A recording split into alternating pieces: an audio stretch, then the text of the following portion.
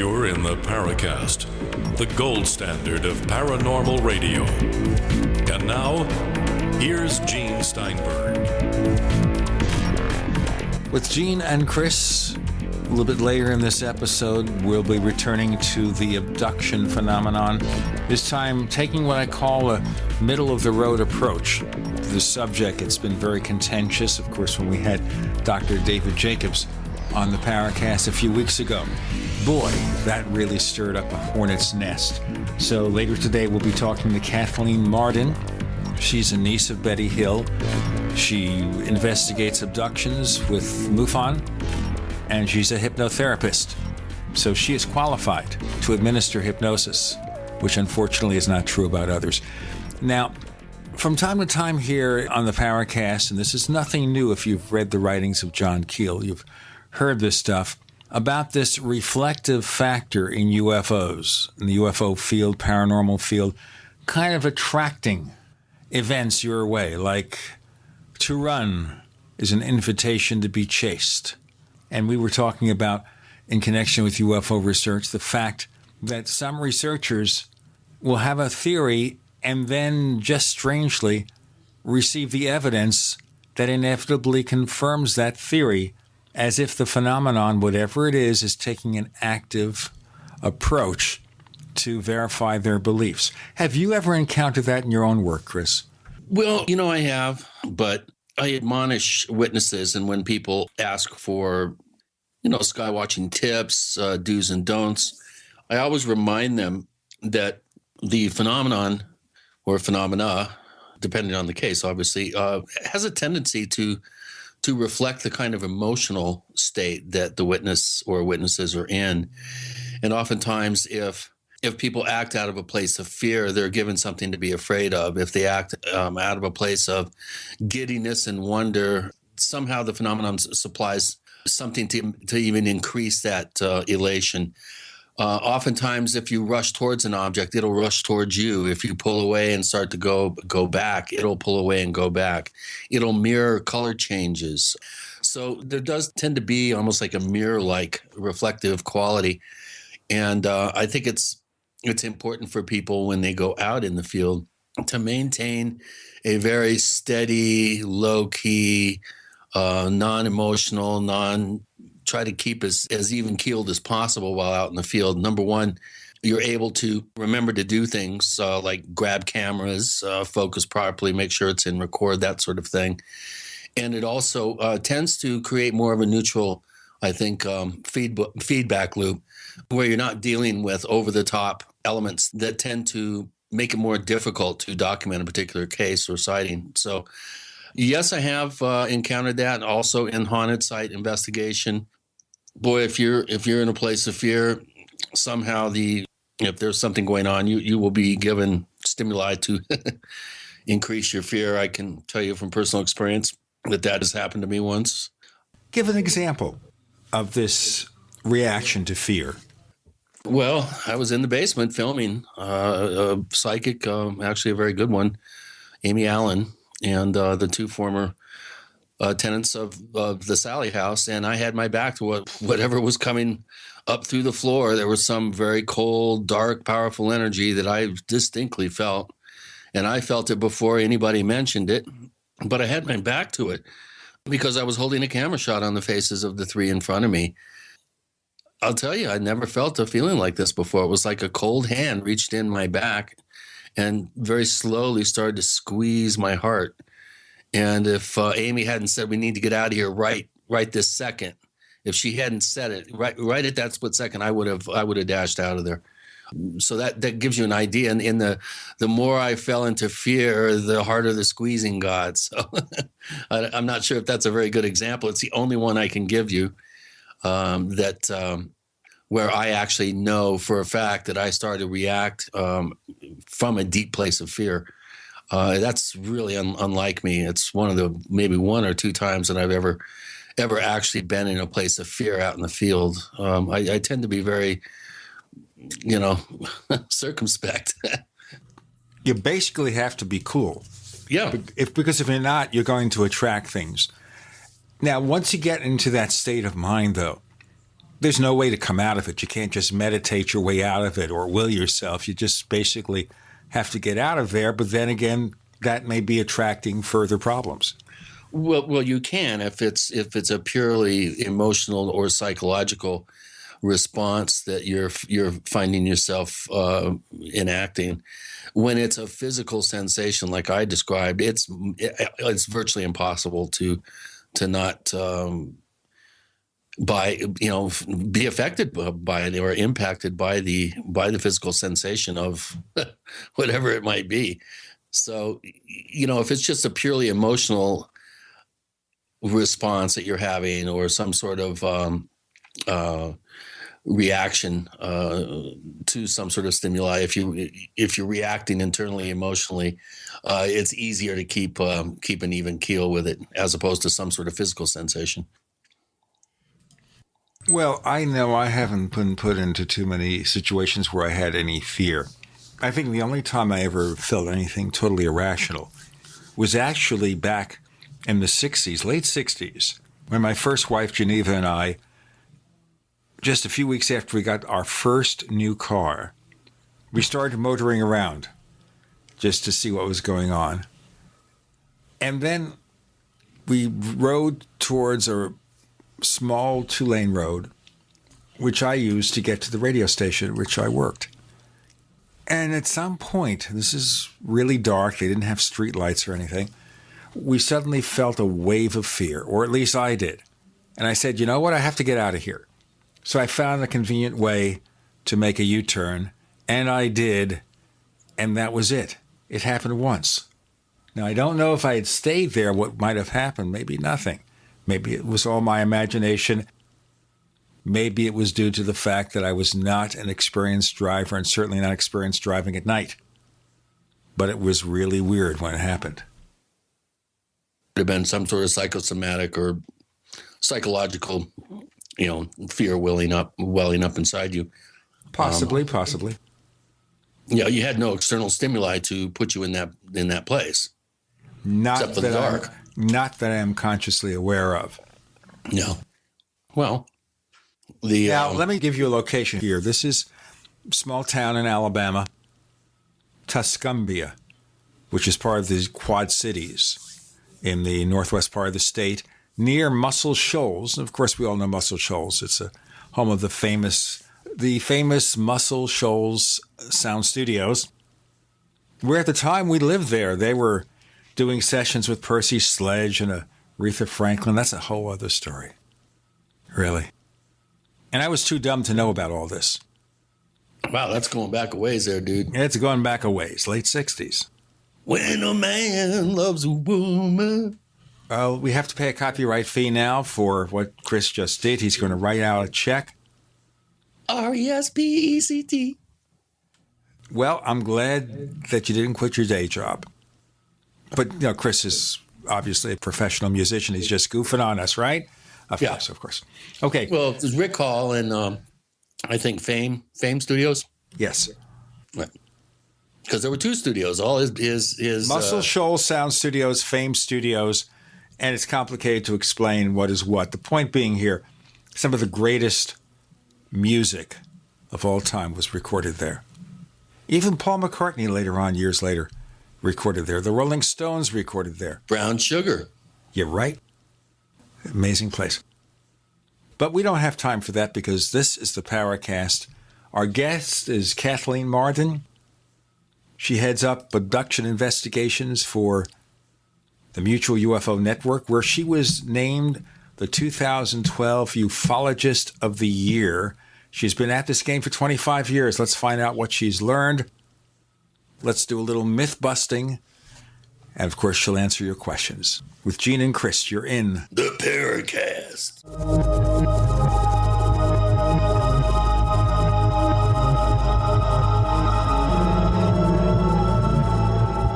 So here's what happened. I was placing an order online. The site went down. It took hours before it returned, but I'd already placed the order with another company. If your site goes down, you could lose business. And if you have a business or personal site, you'll want to know it's easy to run and it will stay online. At iWeb, your site is hosted on one of the most reliable networks in the world. Talk to a sales rep at iWeb.com. Use the promo code TechNightOwl for a special discount. First came Attack of the Rockoids, and it was a critically acclaimed success. And now there's The Coming of the Protectors. A former military intelligence man is contacted by a space woman in a dream that turns out to be a nightmare because evil forces on her distant planet are planning to conquer the Earth. This is gripping science fiction of the classic kind. Attack of the Rockoids and The Coming of the Protectors. Find out more at rockoids.com. That's Rockoids, ROCKOIDS.com. You're fired. According to the Small Business Administration, 75% of small businesses plan to eliminate jobs or reduce workers' hours to part-time. You're fired. According to Gallup, the unemployment rate recently jumped to nearly 9%, and the underemployment rate hit a staggering 17.9%. You're fired. 1 out of 3 young adults and 1 out of 2 recent college graduates are underemployed. Hello, I'm Keith Abel, a pharmacist and a home business entrepreneur. In 2011, I became one of those statistics myself. Instead of looking for another job in corporate America, I joined Dr. Joel Wallach, the Dead Doctors Don't Lie guy. We're creating steady incomes for ourselves and would like to show you how to do the same. If you want to supplement your current income, replace your income, so you don't have to become one of the statistics, then give me a call toll-free at 866-257-3105, 866-257-3105. You're fired. Don't wait till you hear those words. Start creating an extra income today. 866-257-3105. Hi, I'm Dr. Sam Nussbaum with the Anthem Foundation. Premature birth is the leading cause of death of babies and disabilities for children. That's why we support the March of Dimes to help mothers have full-term pregnancies and healthy babies. Join us in supporting cutting-edge research, treatment and outreach to help moms during their pregnancy and give every baby a healthy start in life. Learn how you can help at marchofdimes.org. Hi, Peter Vaccaro for ParanormalDate.com. Are you looking for love in all the wrong places? Now you have a chance to change that by signing up for free at ParanormalDate.com. This incredible dating site puts people of like minds together. People who are interested in the strange, the unusual, mysteries, ghosts, UFOs, and the afterlife, and so much more. ParanormalDate.com was developed for you, people seeking a viable alternative to the other dating services. You can join for free by going to ParanormalDate.com, and if you decide you like it and want to connect with people, use the code GEORGE for a substantial discount.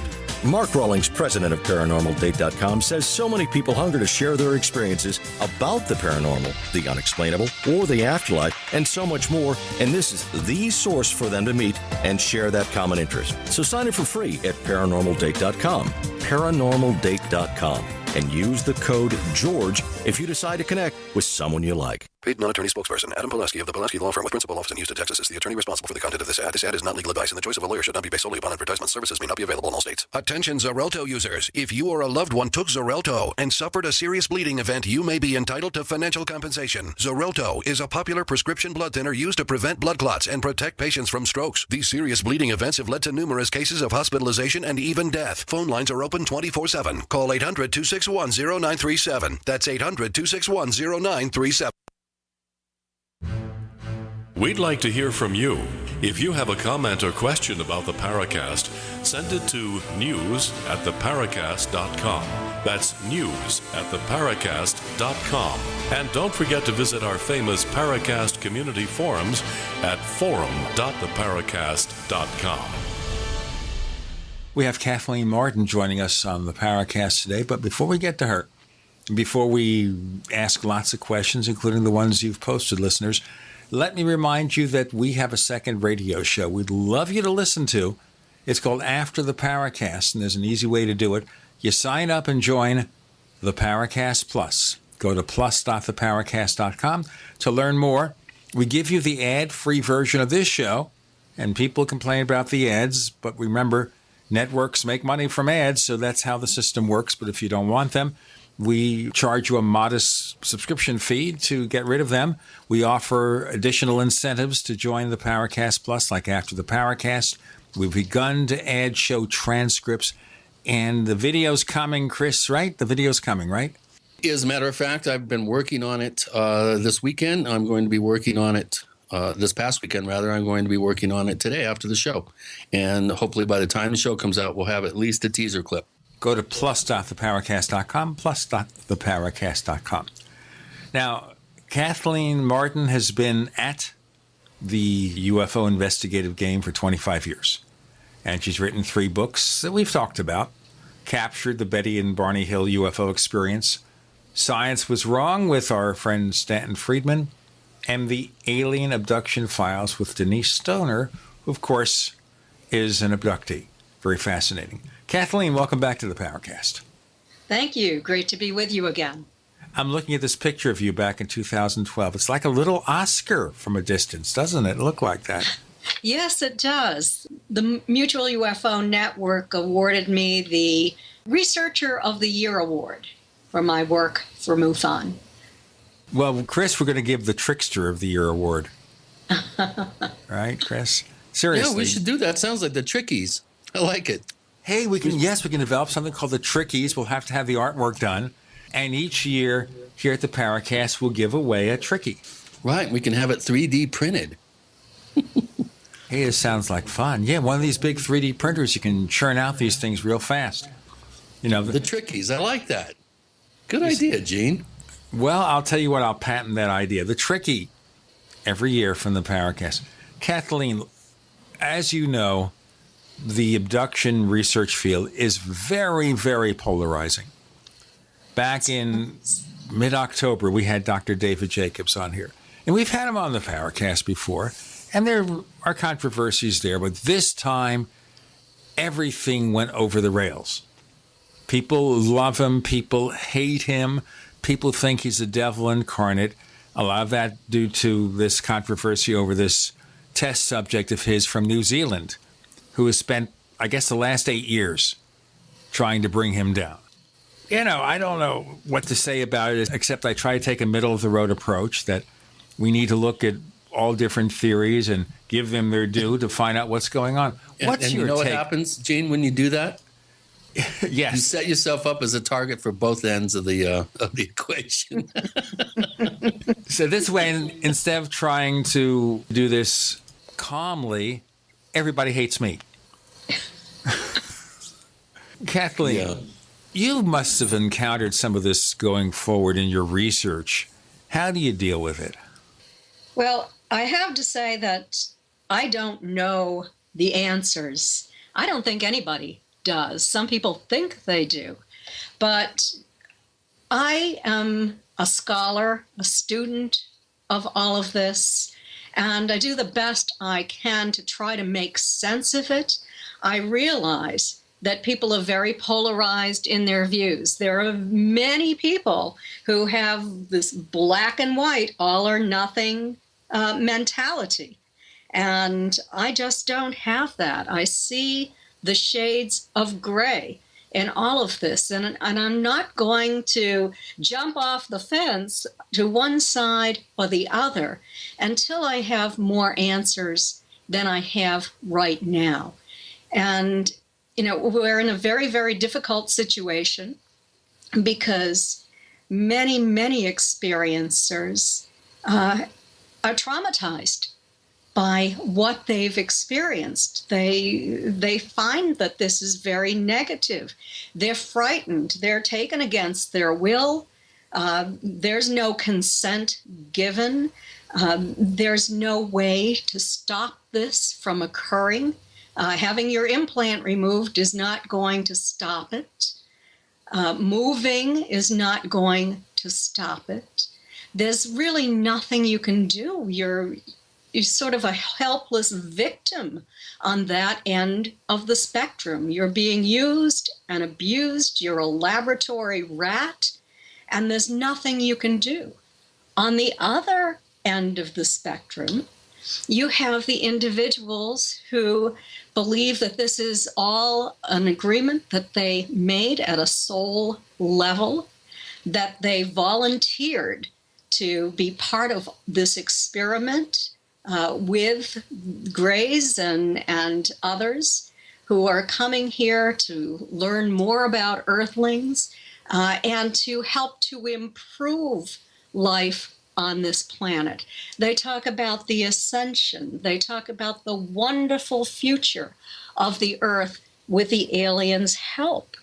In between that, we have a broad spectrum of individuals who are a little bit confused, who don't know all of the answers, who can see both sides of the story, who can see the emotionality about all of this and realize that human emotion plays a very large part in our perception of the events that occur in our lives.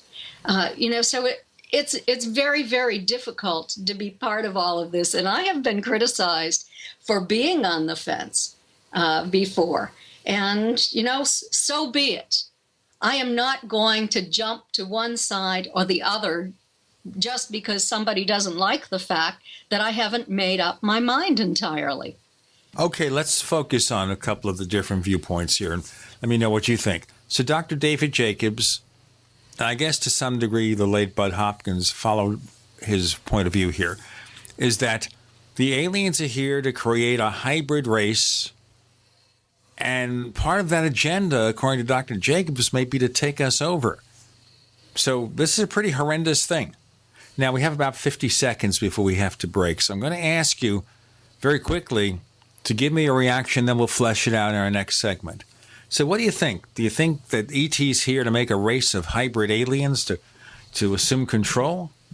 My goodness. Well, regardless of what side of the spectrum you look at, both are saying that the aliens, to some extent, are creating a new kind of human, a type of human that is more benevolent, a type of human that is more caring and less violent, a type of human that can feel the emotions of other people and the impact that they have upon other people. Let's go more into that in our next segment with Kathleen Marden and Jean and Chris. You're in The Paracast.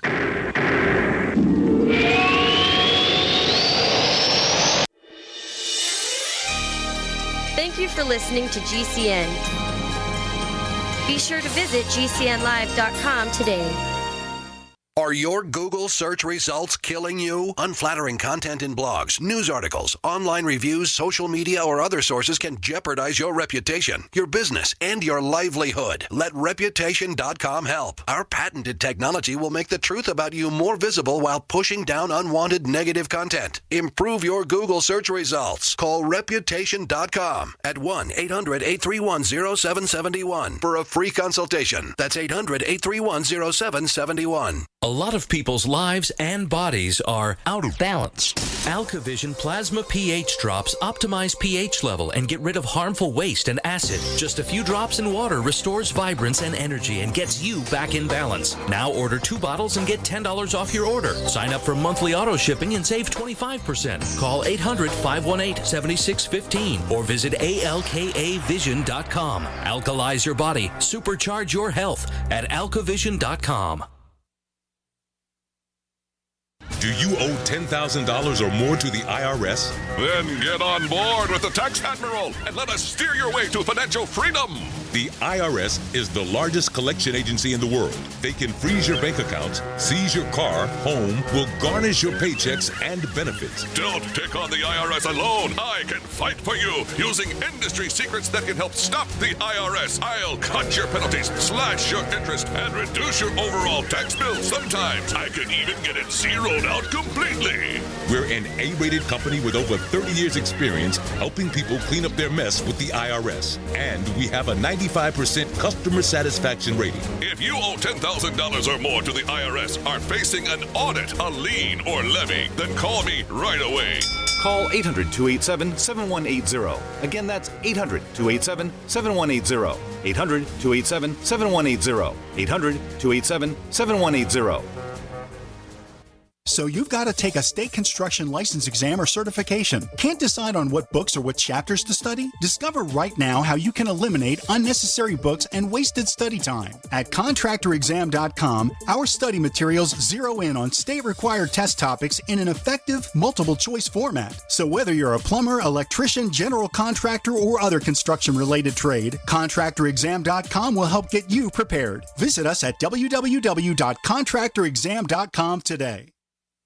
This is a healthcare alert from the Pain Relief Hotline. If you, a family member, or a loved one suffers from knee, back, shoulder, or ankle pain and have Medicare as your primary insurance, we've got great news. You don't have to suffer any longer. You can immediately qualify for a pain-relieving brace at little or no cost to you by calling our 24/7 Pain Relief Hotline at 866-389-0620. Delivery is free and all paperwork is handled for you. If you are on Medicare and have knee, back, shoulder, or ankle pain, don't wait. You can qualify to immediately receive a pain-relieving brace at little or no cost by calling our 24/7 Pain Hotline now at 866-389-0620. Our representatives are standing by 24/7 to take your call and rush you your pain-relieving brace at little or no cost to you. Shipping is free and all paperwork is handled for you. Just call 866-389-0620. That's 866-389-0620. Again, 866-389-0620. I want to be able to smoke inside, cut down on cigarettes, jog without wheezing, be kissable, and save money. Then you want LeSig e-cigarettes. Get the highest quality, best tasting vaping experience on the market with unmatched customer service from LeSig. And right now, gobble up this deal. Buy $30 worth of any products and get a starter kit for only $5. Use code SK at checkout. But hurry, offer good only until Thanksgiving at LeSig.com. LeCig.com. Kick some ash with LeSig. Hi, this is Don Ecker, and you are tuned into the Paracast. Let me tell you what, you're going to hear stuff here that you probably won't hear anywhere else. Hear that, George Snorri? Chris, of course, is adding his best hybrid voice there. You know, it's a hybrid of I don't know what. Kathleen Marden joining us. We're talking about the different approaches to abduction research. Now, let's just, for the sake of argument, assume that we have an extraterrestrial race creating an idealized hybrid race, human, alien, with all the bad things we do, the tribal wars, all the nasty stuff we do, white-collar crime, whatever it is, kind of massage that out of us. Now, what's the purpose and end game here if they're creating this halo of a race here, this wonderful, peace-loving people? Are they going to replace us or just infiltrate our society? What? It depends upon whose opinion you listen to. Of course. In terms of my opinion on that, from the information that I have received from what I believe are credible individuals, they do not state that they are attempting to take over life on Earth or to change us in an incredibly large way. I certainly would never want to live in a society that had a hive mentality the way they do. I don't think that any of us would want to do that in a society where everything occurs at more of a cognitive level than in the kind of emotionality and full body spectrum that we have as humans. However, you have to realize that we killed nearly 200 million of our own kind in major and minor wars during the 20th century. We exploded dozens of atomic weapons. What they told Susie Hansen, an experiencer from New Zealand, is that when they saw that occurring on Earth, they actually saw the Earth's magnetic field exploding outwards. reverberating throughout the solar system and into the galaxy, and that this was a very bad thing. Let me ask you that, though. This is a claim made Yes, sometimes. Is there any scientific evidence that our nuclear weapons tests could impact anything other than Earth? I don't know if there's scientific evidence of that or not. If there is, Stanton Friedman has not mentioned that to me, and I haven't read it anywhere. But that is what this experiencer has been told, and she's sort of on the other end of the spectrum from David Jacobs. This is what bothers me about this whole thing.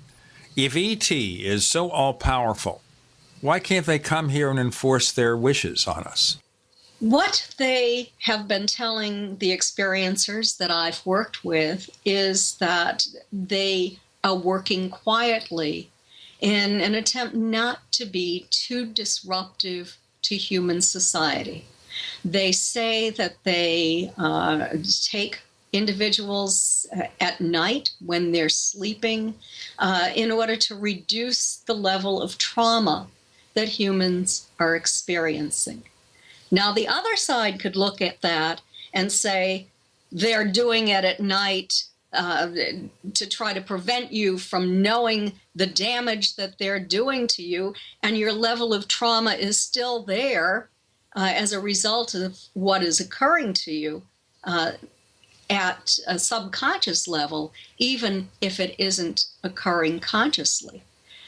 We have this dichotomy, and we really don't know what is going on. But these ETs are explaining this as if they are benevolent, as if they are caring about the Earth's people, but very, very concerned about our malevolent behavior, very concerned that if we continue on the same course, that we could create an environmental disaster that would lead to our extinction. And why believe them? Why should we believe E.T. they say that to us, if it is E.T.? It's a funny thing. Bud Hopkins said to me, Kathy, never trust an ET, never believe a word that they say. Yet so many individuals do trust and do believe. And if you look around the Earth and you look at the behavior of humans on Earth, it certainly is very troubling. It's certainly irrational, too. I mean, we've reached a point in our society where people will recite bald-faced lies as if they're true. And people will accept it. And I'm not going to get too involved in the 2016 presidential campaign in the U.S., but you get the picture here. Yes, absolutely. And it's very unfortunate that our society has taken this turn. When I was growing up, you could believe what your neighbor told you. You could make a deal on a handshake. In the town that I grew up in, we didn't lock our doors. We didn't lock our car doors. There was virtually no crime that I was aware of. It was a small town. It wasn't a big city. I'm sure it was different in the big city. But if I go back to that same town now, there are crimes being committed. You have to lock your car. You have to lock your house. You're not safe walking down the street at night. So we certainly have taken a turn for the worse. And I don't know what the answer to that is. We've certainly lost our concern for our fellow human beings on a societal level.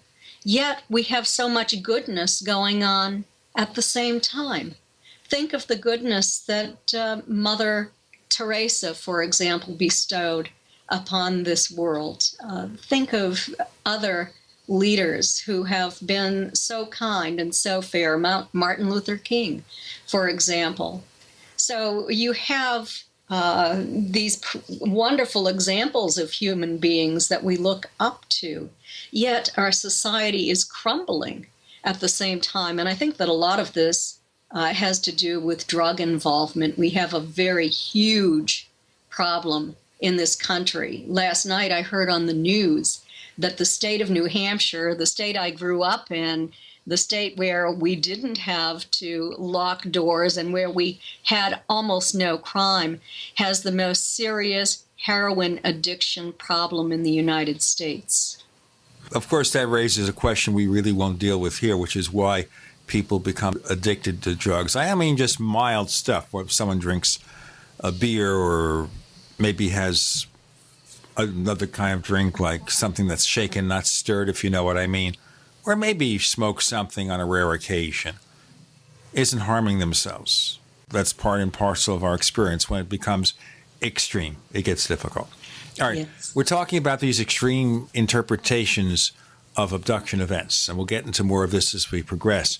The other thing I've asked about before, and maybe you can consider this, and this goes back to John Keel, and this reflective factor that researchers of paranormal events attract the cases they believe in that validate their theories. And I kind of think of this way in looking at the work done by Dr. David Jacobs, who feels all the cases validate what he does, or a Dr. Leo Sprinkle, where E.T. is nice and warm and fuzzy. What do you think? I do think that experiencers gravitate toward researchers who will confirm their experiences. So in short, what that means is by doing that, by going to researchers who seem to confirm their experiences, they are leading the researchers to conclude that's what the experience is, that there are no variations, and maybe therefore make them more skeptical, or it puts them into a little bubble where it's like a loop system where they're being fed back what they expect to come out of this research. We'll get into more of that and the implications in a moment. Kathleen Marden joining Gene and Chris. You're in the Paracast.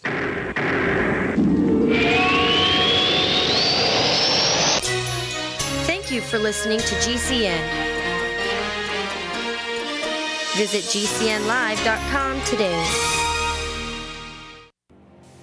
Conspiracy Journal is your #1 source for the hidden world of the weird and strange. We bring you thought-provoking and controversial material for free-thinking individuals who are seeking what is really going on in our world today.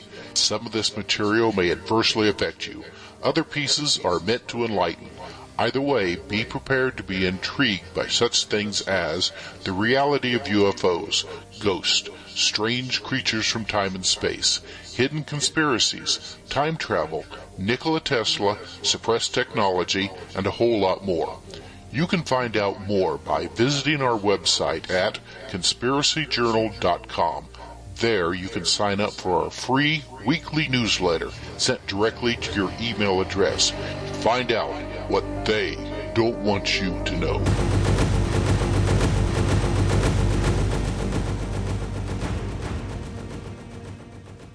Most of you know that heart disease is the #1 silent killer in the U.S. What if I told you for just $54.95 a month you could fight against heart disease naturally? At Heart and Body Extract, we've been helping thousands of people get back to a healthier heart. Don't just take my word for it. Check out all of the success stories at hbextract.com. Or to order, call 866-295-5305. That's 866-295-5305. hbextract.com. Don't risk it when you can take charge of it.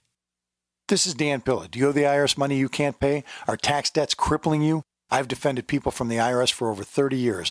I've helped thousands, and I can help you too. I wrote the book on IRS settlement, and I'm telling you, there's no such thing as a hopeless case. Call 800-34-NO-TAX to finally get free of IRS debt. With the IRS's new programs, there's never been a better time to solve your problem. Call 800-34-NO-TAX. That's 800-34-NO-TAX, or my website, danpilla.com. Just recently, we've witnessed some of the most catastrophic disasters in history. Be sure to prepare yourself with great-tasting, high-quality, GMO-free food that has a 25-year shelf life. Of course, we're talking about the foods from SurvivalFoodAlliance.com. And don't forget, the human body needs up to 3 quarts of water every day to remain healthy and hydrated. So check out our water bricks at SurvivalFoodAlliance.com. Go to SurvivalFoodAlliance.com or call 877-223-1776.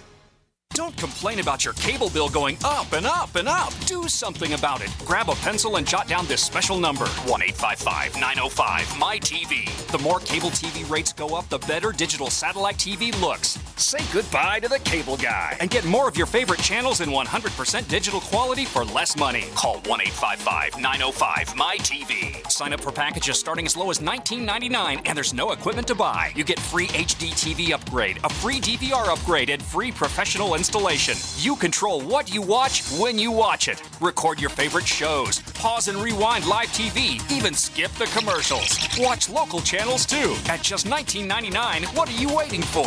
Pull out your major credit or debit card. Call 1-855-905-MY-TV. 1-855-905-MY-TV. Say goodbye to the cable guy. Cut costs and get more. 1-855-905-MY-TV. 1-855-905-MY-TV.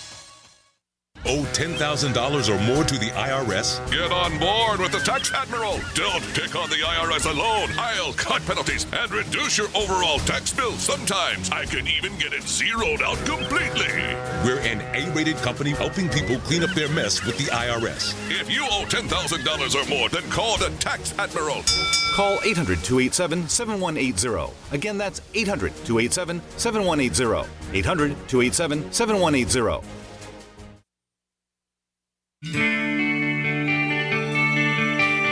This is Jerome Clark, author of the UFO Encyclopedia and other books.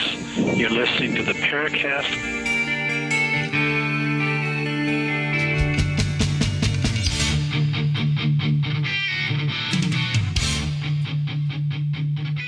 So check out After the Paracast, our second radio show, the ad-free version of this show, all offered if you join the Paracast Plus at plus.theparacast.com. We also offer free ebooks for long-term subscriptions. More content coming. We have show transcripts being phased in. We have a couple of the most important shows of the nearly 10-year existence of the Paracast. The transcripts are posted already. Videos are coming more. Check it out. Really low subscription rates at plus.theparacast.com. We have abduction researcher Kathleen Marden, and we were talking here about what these abductions might mean, whether ET's here trying to help us, not to harm us, to send us on the straight and the narrow. Now, one thing that's raised occasionally in UFO research is the human race. Was the human race actually at one time seeded by ET, explaining maybe the appearance of the so-called ancient astronauts, that we are, in a sense, ET or ET's experiment?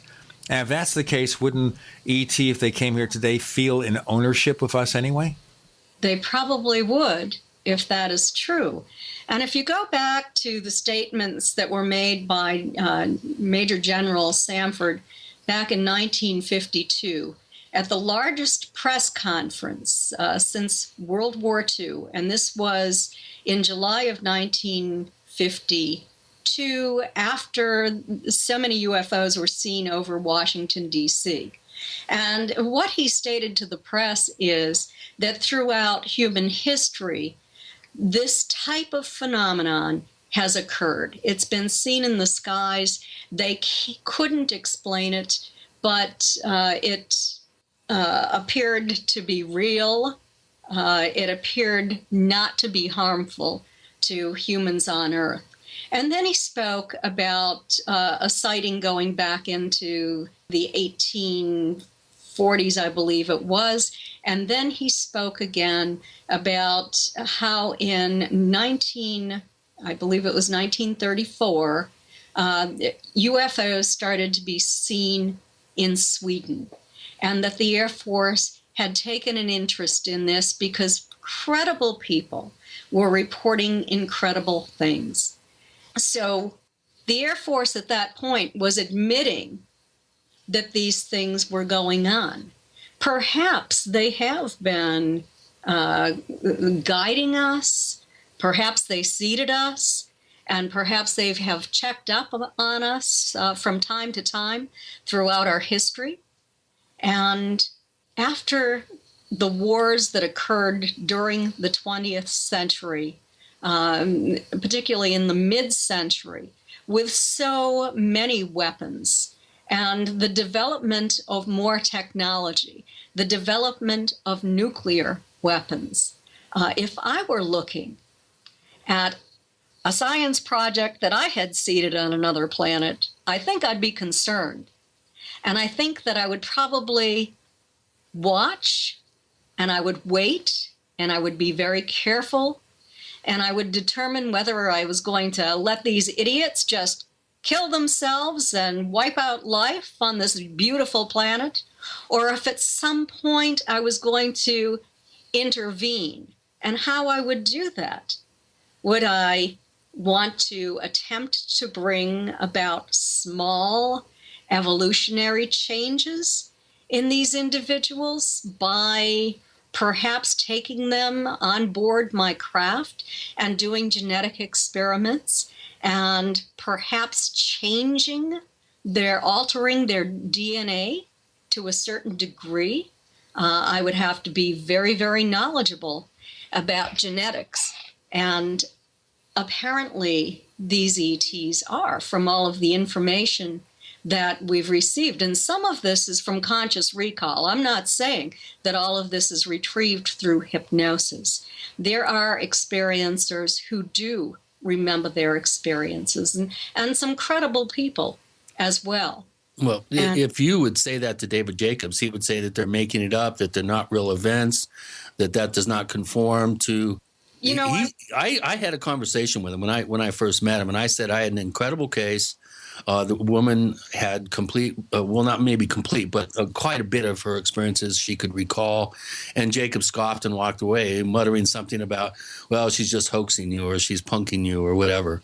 And so it's kind of hard to reconcile one methodology and one set of beliefs around this phenomenon by a researcher that totally negates anything that doesn't conform to his what he considers his foregone conclusions. So have you ever mentioned to Jacobs that you have cases where your experiencers actually have conscious recall?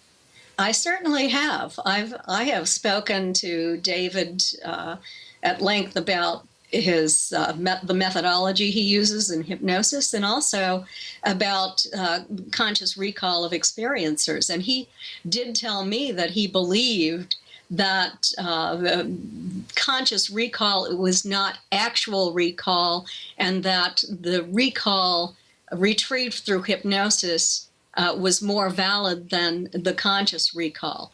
Well, I have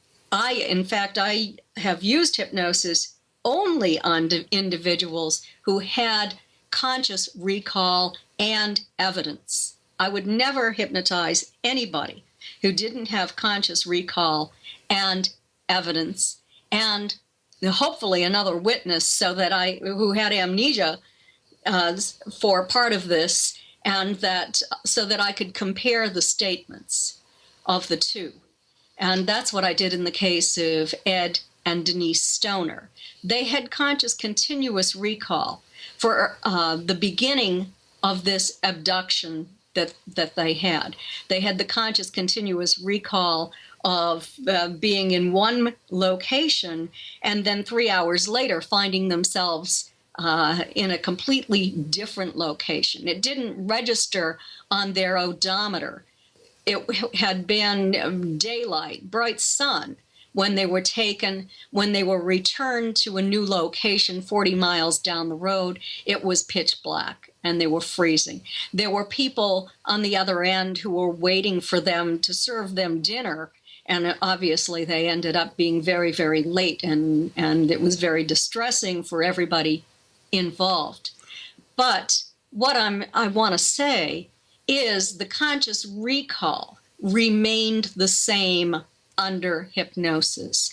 Maybe you could fill in a few more details, but it remained the same. I do not believe that conscious continuous recall must be incorrect. If it's a dream that's recalled, that's something different. But if you're talking about conscious continuous recall, I think that it is more valid than information retrieved through hypnosis, particularly if leading questions are asked, and that's not something that I ever do. Now that's also, by the way, Kathleen, an issue where we got into kind of discussion with Dr. Jacobs, because he makes a couple of points here. To him, hypnosis is just relaxation. He doesn't seem to believe in a trance state or anything like that. And second, he says there are no leading questions. If you ask someone something that leads them in a direction that is other than what they believe their experience to point to, they'll simply say, no, that's not what happened. You cannot ask leading questions, according to him. Well, if you look at the transcripts of hypnosis session, if you ask an individual a pointed question, let me give you an example. This is what I do under hypnosis. Let me use Denise as an example again. She stated, well, at this point, she found herself standing on the craft. This is after she was taken in. I didn't say, look around and tell me what you see. I didn't say, what was the lighting like? I said, do you see anything? If I said, look around and tell me what you see, she could confabulate, because I don't know if her eyes are open or not. Now, that's the point I try to make. You can, and David said, well, how, well, Kathy, will you get any information if you don't ask questions? And I said, well, it's because I only build upon what has already said. And I say, what happened next? Do you see anything? That sort of thing. And it takes longer, but I think it's purer. I really... So non-specificity? Let's have the answer to that question in our next segment. Kathleen Marden with Gene and Chris, you're in the Paracast.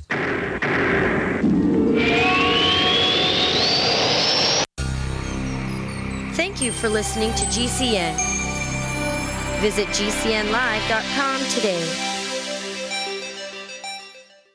Ray Perkins, a reclusive veteran burned out from the Gulf War, lives tortured by relentless, perplexing nightmares. Nightmares of a horrific battle in deep space and of a mysterious woman suffering in agony for her devastated world. A woman not yet born, calling across centuries to him. Then, a coincidence leads him to his destiny, his chance to alter the universe. Attack of the Rockoids. The former fiction editor for Star Wars and Indiana Jones, Robert Simpson, writes, the soul of the novel Attack of the Rockoids lies in its heart and passion for building a convincing tale of a love that spans the galaxy. A thrilling story. Attack of the Rockoids is available now. Read a sample chapter and get a special discount off of the cover price at our website, rockoids.com. That's ROCKOIDS.com. Attack of the Rockoids, a novel in the grand science fiction tradition. What looks good under your Christmas tree and tastes even better? Big Berkey water filters. Yes, the gift of clean water. A gift that provides a great foundation for achieving good health in the lives of your loved ones.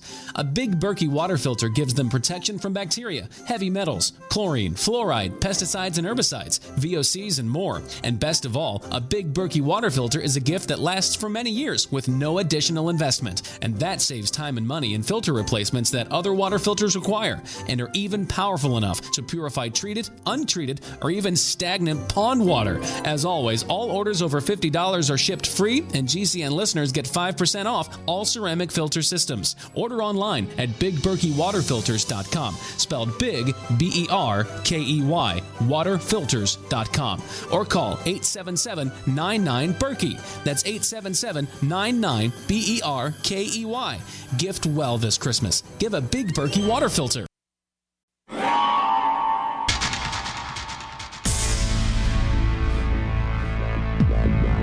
Welcome back to the Paracast, the gold standard of paranormal radio. And now, here's Gene Steinberg.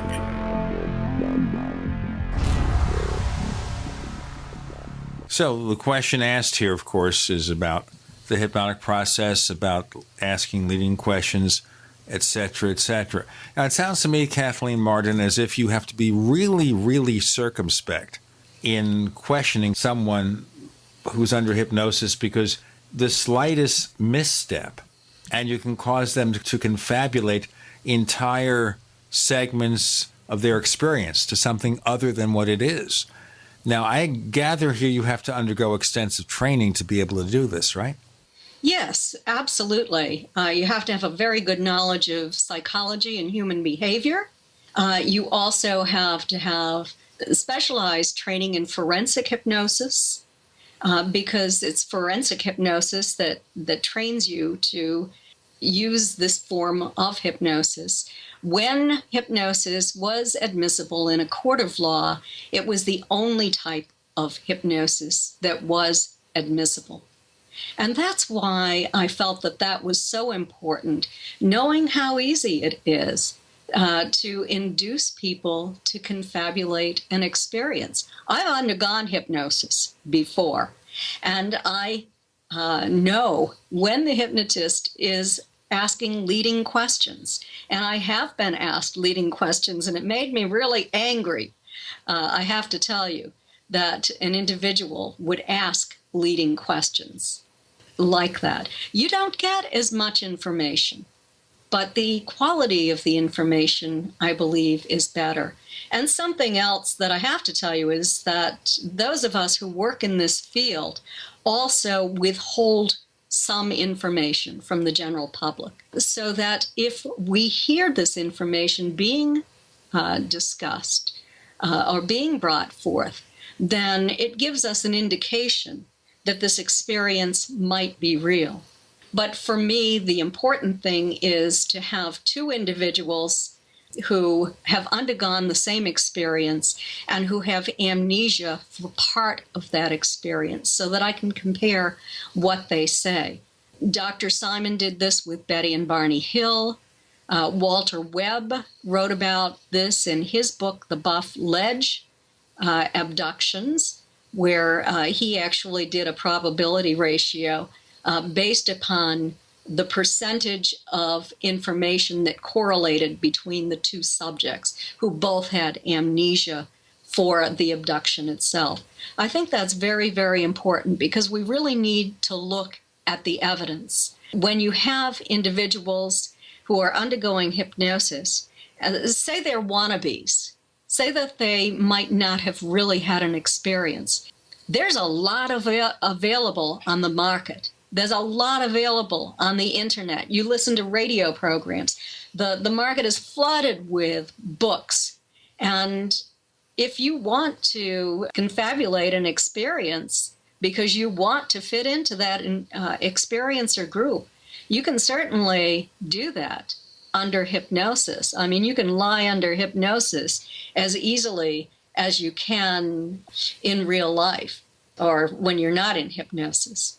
But there is something that you can state if you're a forensic hypnotist to that individual. And you can tell them that they can only speak about those events that really happened. And if they start to add something that didn't really happen, then they will not be able to speak. So that's just one little trick that hypnotists might use under forensic hypnosis. Yeah. Well, one thing that really surprised me set me back in my chair a bit, is when asked, Dr. Jacobs, or David Jacobs, but Jacobs said, oh, no, I've never had any. I took, an afternoon, I think, what do you say, Gene, an afternoon or a weekend workshop, and I watched Bud Hopkins for a couple of years, and that was his training. And he very, a rather cavalier manner, I must say, said, oh, yeah, I ask leading questions all the time to see if they'll fall for it. And to me, that just smacks of amateurism. It smacks of somebody that really does not know what they're doing, and especially doesn't have the methodology of how to do it. And that's a double whammy that's very difficult to surmount. In training for forensic hypnosis, you are instructed to ask a question to determine how likely the individual is to confabulate. So you could ask a question or two that might be, a little leading where you would get an incorrect answer and know that you're getting that incorrect answer, just to test that individual. But I do think that certainly training and certification is extremely important. And I have the greatest amount of respect for those hypnotherapists who are also licensed mental health therapists in the state that they work in, because they have an extensive knowledge of human psychology and also of the proper use of hypnosis. And also, I have to tell you, if you take formal training in hypnosis, you will be taught that you should never hypnotize anyone over the telephone or via Skype. Okay, I wanted to emphasize that. Well, part of it also I would see is, how do you observe what the person is doing? How do you know they're not just goofing on you? Well, it's very, very important that you observe the person. You need to look at their body language, at their facial expressions, because if you are bringing up very troubling memories, you want to exert a lot of control over that individual. If that individual has a really hard time with a particular moment while they're under hypnosis, how are you going to deal with that if you're on the phone? That's my point exactly. And that is why we were taught, when we underwent formal training and many, many hours of formal training and many hours of practice, we were taught that you never do this unless the person is in the same room with you. It brings back memories of Barney Hill when he was under hypnosis with Dr. Simon, and he was standing in the field, and he didn't want to go on. He did not want to remember any more of this, and Dr. Simon was forcing him. Barney actually got up out of his chair and tried to run away. What happens if you have somebody on the telephone or someone in Skype, and that person wants to run and jump out of the window of their apartment? How do you run out in front of traffic? How do you do that? You can't. Also, you can lose a telephone connection. You can lose a Skype connection. And an untrained hypnotist might tell you that, oh, well, people wake up anyway eventually. Well, that's true. They will come out of hypnosis. But it's very important not to leave a person traumatized or troubled or experiencing a high level of anxiety. Something else you have to do is you have to do an assessment of risk on anyone before they undergo hypnosis.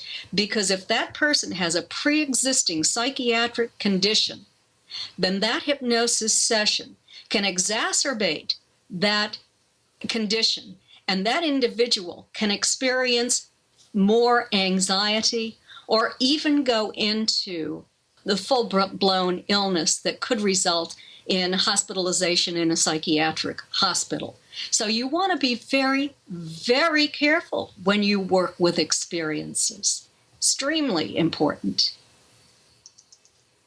So you could maybe make matters worse than they already are this way, if you don't follow proper procedure. So that means, for example, if somebody lives 8,000 miles away from you and needs your help, you can't hypnotize them on the phone. I suppose what you could do is have a hypnotist in their area come to them, perform the sessions, and maybe consult with them to see what's going on, and maybe have the material you want asked under the session. But you're making a very interesting point here. We have Kathleen Marden with Gene and Chris. You're in the Paracast.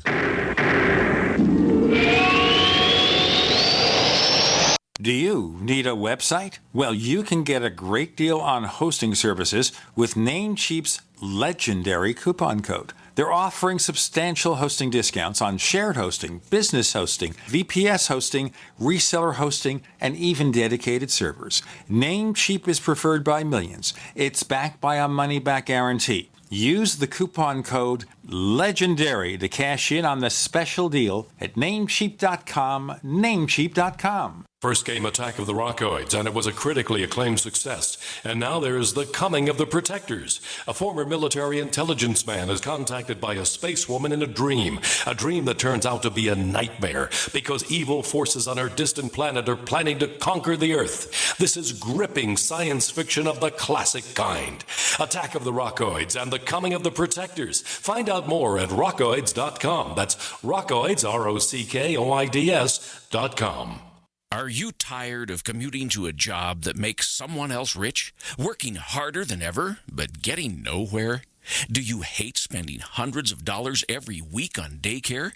Having someone else raise your children? With our opportunities, you can start earning money as soon as next week. You get to be the boss, work from home, and live a happier life.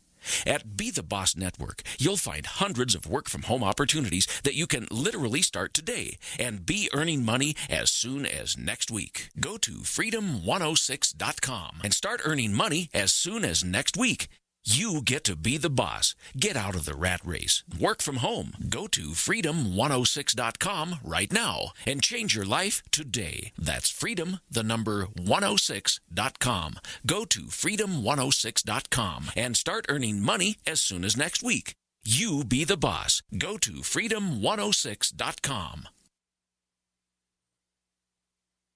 Owe $10,000 or more to the IRS? Get on board with the Tax Admiral. Don't take on the IRS alone. I'll cut penalties and reduce your overall tax bill. Sometimes I can even get it zeroed out completely. We're an A-rated company helping people clean up their mess with the IRS. If you owe $10,000 or more, then call the Tax Admiral. Call 800-287-7180. Again, that's 800-287-7180. 800-287-7180. My name is Bill Bonner, and I have an important message. Right now, the highest levels of government are struggling against an inevitable crisis, but they're about to lose control. When this happens, it will rip our country apart in ways you never imagined, from where we shop to the family you want to protect. Look, I've made predictions like this before. A few years ago, I warned that the housing prices would collapse. Before that, I warned that .com companies would crash, and they did. Those who listened had a chance to save themselves. But this has nothing to do with the stock market. This will affect us all. I've posted a free video at disappearingdollar.com. Maybe you'll disagree with my conclusions, but first you need to watch this video and see the facts for yourself. You can watch the video for free right now by going to disappearingdollar.com.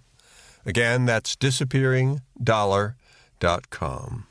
We use mobile devices right against our bodies every day, but growing scientific evidence has emerged showing serious health risks associated with exposure to EMF radiation emitted from these devices. The solution is Defender Shield, the most effective mobile radiation shielding ever developed. Defender Shield blocks virtually 100% of EMF radiation from cell phones, tablets, and laptops, and starts at just $64.99. Buy now at DefenderShield.com. For 10% off, use promo code GCN. DefenderShield.com, the worldwide leader in mobile radiation shielding. We'd like to hear from you. If you have a comment or question about the Paracast, send it to news@theparacast.com. That's news@theparacast.com. And don't forget to visit our famous Paracast community forums at forum.theparacast.com. So the thing that you're telling us here, Kathleen Marden, is that this has to be done carefully. The process is delicate. You can't be cavalier about hypnotizing people because you could cause more damage than is already present. Is that correct? That is absolutely true. And there was a huge backlash against the use of hypnosis back about 20 years ago. And it was because there were so many amateurs who, investigators, who decided that they would try hypnosis on individuals. And in some instances, they left those individuals traumatized. And it was very, very bad. They wanted to extract information, but they didn't care for that individual emotionally. They left them without support. And it was really a terrible time. And not only that, they might have left them with an event that never really happened because they might have been feeding information to that experiencer as an authority figure themselves. And the experiencer might have been attempting to please them, or they might have been led into an experience that they never had. Well, that really brings up an interesting point that is not really addressed very much in this particular corner of the field, and that is the motivation of the researcher. I really have a suspicion that if the researcher's motivation isn't pure and isn't centered and grounded around the concept of helping somebody deal with traumatic experiences and with trauma, mental and emotional trauma, if they're there looking, data mining and looking for more data to support whatever conclusion, I think that there's a big difference between being there to help somebody and being there to find out information. And if your patient or your individual, your experiencer, isn't their mental health and emotional health isn't the number one priority for the researcher, then they are in the wrong, as far as I'm concerned. And this is something that you don't hear people talk about very much, is the actual motivation for people like a Jacobs or a Hopkins or yourself or Leo. If your motivation has anything to do with something other than helping somebody get through a very, very emotional and traumatic series of events or event, then you should be in another line of work. At least that's my opinion. Well, I agree with you on that, because the experiencer's emotional well-being should be the number one priority. Certainly, a lot of researchers many years ago particularly were looking for information. And a lot of people were harmed in those days as well. But we generally pretty much have that information now. As David Jacobs says, and he told me this, he doesn't know why he continues to do it, because everybody tells him the same story. They're giving him the same information over and over again. And that occurs when you have hypnotized enough individuals that the information is pretty much the same. Of course, we have to wonder here how much of that information is accurate. The other question I have here is the sharing of information, where one abductee talks to another. And David Jacobs has these workshops where abductees get together and share experiences. Now, there are two questions here that occur to me. One is there a danger then of contaminating someone else's recollection, or is it really something that helps in terms of allowing a person to maybe feel better about what they're doing and therefore helps them? But the other thing, of course, is it's not like a jury, where with a jury you will tell them for a period of time while the case is being considered, don't look to outside influences. How do you do that with abductees? Well, it depends upon your motivation in doing this. I strongly believe that support groups are important for experiencers, because the majority of experiencers are experiencing some level of trauma. And it really helps to be able to speak about this, to work through these emotions with other people who can understand and have experienced the same kind of thing. But for the most part, people are talking about their emotions, their response to what has happened to them, and looking for support.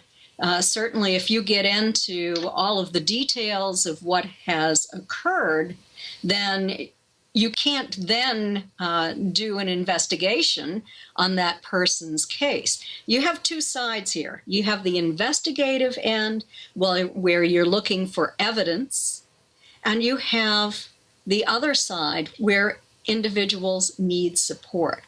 You should have collected that evidence first. And that's what we do at MUFON when we do an investigation.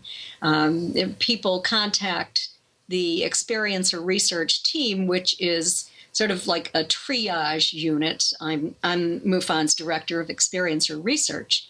And the people on my team speak with these individuals, they've already taken a questionnaire to determine what they have in common with other experiencers.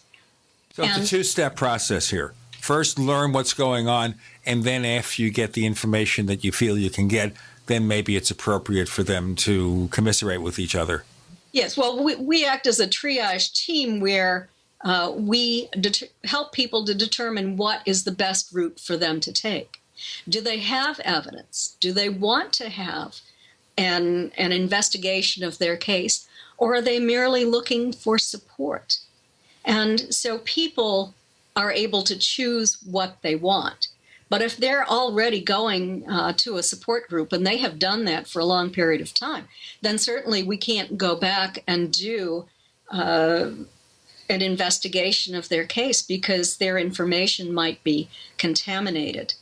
But something that I do when I work with experiencers in the workshops that I give is to teach them how to collect their evidence in order to determine for themselves if this is real. And there are probably thousands of people, or maybe millions of people, who believe they've had these experiences. And so it's very difficult. But the starting point is to look for evidence. Is this just a dream? Is this a hypnagogic, a hypnopompic hallucination? Or is this something that is real? Is it something that is occurring over and over again? Have you found fluorescence on your skin? Do you have specific types of marks on your skin that you can photograph and send to members of our team to look at, to help you determine whether or not your markings are consistent with the markings that we see on other experiencers? Do you have conscious continuous recall? We have questions coming from our listeners, too, of Kathleen Marden. More to come with Gene and Chris. You're in the Paracast.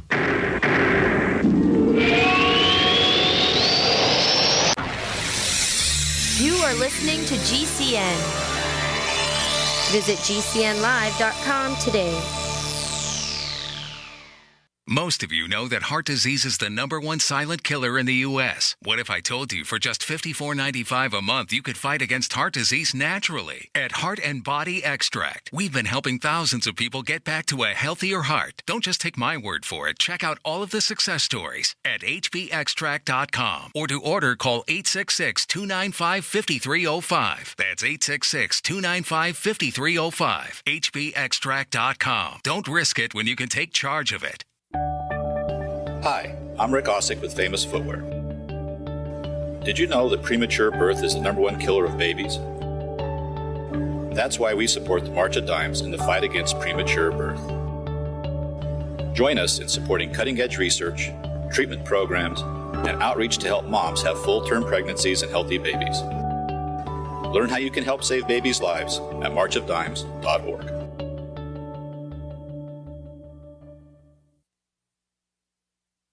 Hi, Peter Vaccaro for ParanormalDate.com. Are you looking for love in all the wrong places? Now you have a chance to change that by signing up for free at ParanormalDate.com. This incredible dating site puts people of like minds together.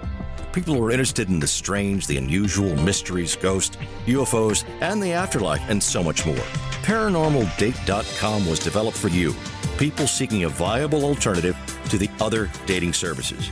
You can join for free by going to ParanormalDate.com, and if you decide you like it and want to connect with people, use the code GEORGE for a substantial discount.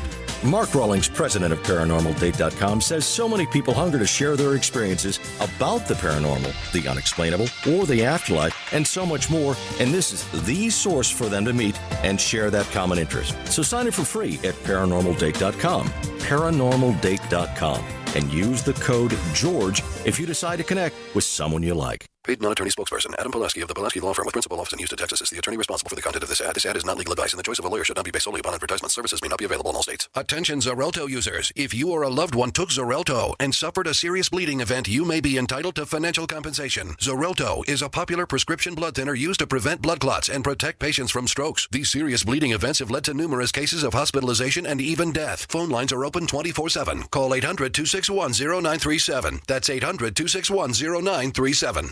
Did you know that home break-ins increase more than 100% during the holidays? It takes just 10 seconds for an intruder to kick in your door. But police response to a home alarm system is more than 20 minutes. And intruders are in and out of your home in 5 minutes. Thieves know that you're not home and have presents inside just waiting to be taken. And if you are home, how safe will you feel with an intruder lurking inside with your family? That's why police across the country are recommending you use door armor. Proven to withstand the force of a battering ram, door armor keeps intruders out. It's easy to install and barely visible, and your door armor is guaranteed for life. Go to invasionstopper.com for a very special buy one, get one at half off deal. These savings are for a limited time and only available to GCN listeners. Protect your valuables and loved ones this holiday season. Go to invasionstopper.com now. That's invasionstopper.com. This is Dan Pilla. Do you owe the IRS money you can't pay? Are tax debts crippling you? I've defended people from the IRS for over 30 years. I've helped thousands, and I can help you too. I wrote the book on IRS settlement, and I'm telling you, there's no such thing as a hopeless case. Call 800-34-NO-TAX to finally get free of IRS debt. With the IRS's new programs, there's never been a better time to solve your problem. Call 800-34-NO-TAX. That's 800-34-NO-TAX, or my website, danpilla.com.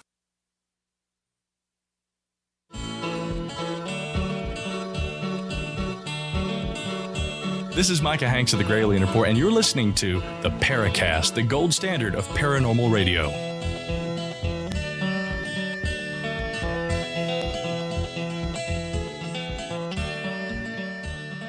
Kathleen Marden, abduction investigator for MUFON, joining us on the Paracast this week. So, Kathleen, is there a formal set of guidelines for would-be abduction researchers who want to get involved in this? We have not written a formal set of guidelines for researchers who want to get involved in ET contact cases. It takes many years of training in the Mutual UFO Network in order to be on my team. I require individuals to have a great deal of knowledge, have done a great deal of reading. Some members of my team are experiencers. Some members of my team are hypnotherapists, but they're not working with the individuals that we talk to. Also, they have to be experienced MUFON field investigators, which means that they have to have undergone extensive training. And in addition to this training, they've had to undergo a background security check.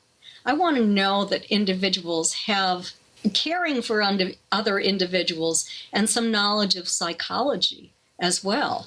We have a retired psychotherapist on our team. We have a retired medical doctor.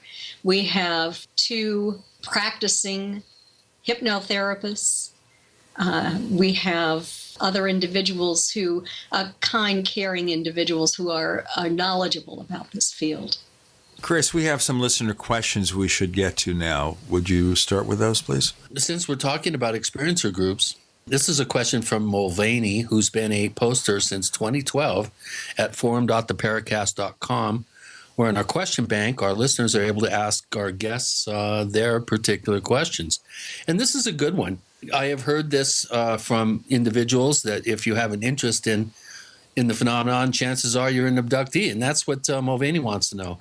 Do you believe, as has been said at some experiencer groups, that interest in the phenomenon may well indicate you have hidden memories? I don't agree with that. People can be very interested in a number of different things. It doesn't mean that they have participated in that experience. However, there are people who seem obsessed with this. and those people who have this kind of obsession, this nagging obsession, these recurring dreams, maybe multiple UFO sightings, I would say there's probably a pretty good chance that they've had their own experiences. This one comes from our good friend Randall up in Calgary, Alberta, ufology, who has just recently passed the 6,300 post mark. He does not get a free Apple Watch. I'm sorry about that. Okay. Randall's one of our more hard-boiled realists about all this, and he's convinced that it's all real, but to what degree is still open in his mind. And his question is, I'm assuming that you believe an alien abduction is objectively real and not merely some psychological manifestation. If that assumption is incorrect, please elaborate on your actual position. Otherwise, what specific key examples of physical evidence in your research has impressed you the most and led you to believe that this is all real? And he goes on to say, I'm not aware of any direct or relatively objective evidence in the abduction field, something equivalent to a radar track. He says alleged implants aren't direct evidence, neither is hypnosis-assisted recall, neither drawings like star maps are not, neither is alleged trace evidence, although I disagree with that one. Is there anything that he's missing? I disagree with some of what he has said. Yeah, me too. The case that was most impressive to me was that of Betty and Barney Hill. And, of course, I'm their niece. I was 13 when it occurred. I was there. At the very beginning, I saw the evidence. I saw the emotional impact it had upon my aunt and uncle, who were highly credible individuals who did not believe in or did not have an interest in this topic before this occurred. They had never read a book on the topic. Look at Betty's dress, for example. When she returned home after having worn it just riding in the car, it was her favorite dress. She hadn't worn it very much, but when she returned and she took it off that morning, it was torn from waist to hemline. The lining was. The hem was torn down on one side. There was a big tear, a 2-inch tear, in the stitching at the top of the zipper. And the thick zipper fabric had a 1-inch tear in it. How did that occur? I think that's pretty good evidence, considering I've totally forgotten that detail. You mean the actual zipper? The fabric around the zipper was torn? Yes, absolutely. I totally forgot about that. This hasn't been brought out. All of the focus has been upon pink powder that grew on that dress after she put it into her closet. But there was very good forensic evidence there that something happened to Betty. And Betty and Barney had conscious, continuous recall of a close encounter with a UFO. It interacted with them by causing code-like buzzing sounds on the trunk of that vehicle. The next day, they found shiny spots that caused a compass needle to spin and spin, meaning there was a magnetic field around the trunk of that car, and we have seen that in other cases that we have investigated at MUFON. The most familiar one is probably the Matthew Reed case of 2009, where although the spots weren't there, there was a magnetic field around the trunk of his car. We have to look at that evidence, and it isn't one piece of evidence. The debunkers, the skeptics always say, show me the smoking gun. Show me the one piece of evidence. It isn't one piece of evidence. It is the preponderance of evidence, the collection of evidence that you have, and this repeating evidence that you see over and over again in these cases. You have to look at the credibility of the witnesses. You have to look at the physical evidence. The tops of Barney's best dressed shoes were so deeply scraped that he had to purchase new shoes after the event that occurred that night. There are other things. Betty recalled observing symbols on that craft. I asked her to sketch those symbols for me in the year 2000, and she did. took her a while, a couple of weeks to remember them, but she sketched a few that she remembered, and they were published in my book with Stanton Friedman, Captured: The Betty and Barney Hill UFO Experience. Well, Don C. Derry, a professor at McGill University, psychology professor, was doing a study, had done a study in 2004. No one had ever seen Betty's symbols because I kept them in my file cabinet and hadn't shown them to anybody. When Don's study was done, he worked with Stuart Appel from the State University of New York and with Bud Hopkins. And they had three different groups. They had Bud's experiencers who had sketched symbols under hypnosis. And of course, Bud's ex-wife has challenged that. Also, they had graduate students and two groups of graduate students, one who were hypnotized and made to imagine that they saw symbols on a craft and they should sketch them. Also, a group of graduate students who simply sketched symbols that they thought might be seen on an alien craft. And then all of these symbols that were collected were photocopied on the same paper and presented to a group of graduate students who did an analysis on them, looking for similarities and differences. And in the end, those experiencers in Bud Hopkins' group had symbols that were very, very similar, but were very different from the other two groups, from the groups of graduate students. Let's cover this further in our next segment with Kathleen Marden. And Gene and Chris, you're in the Paracast.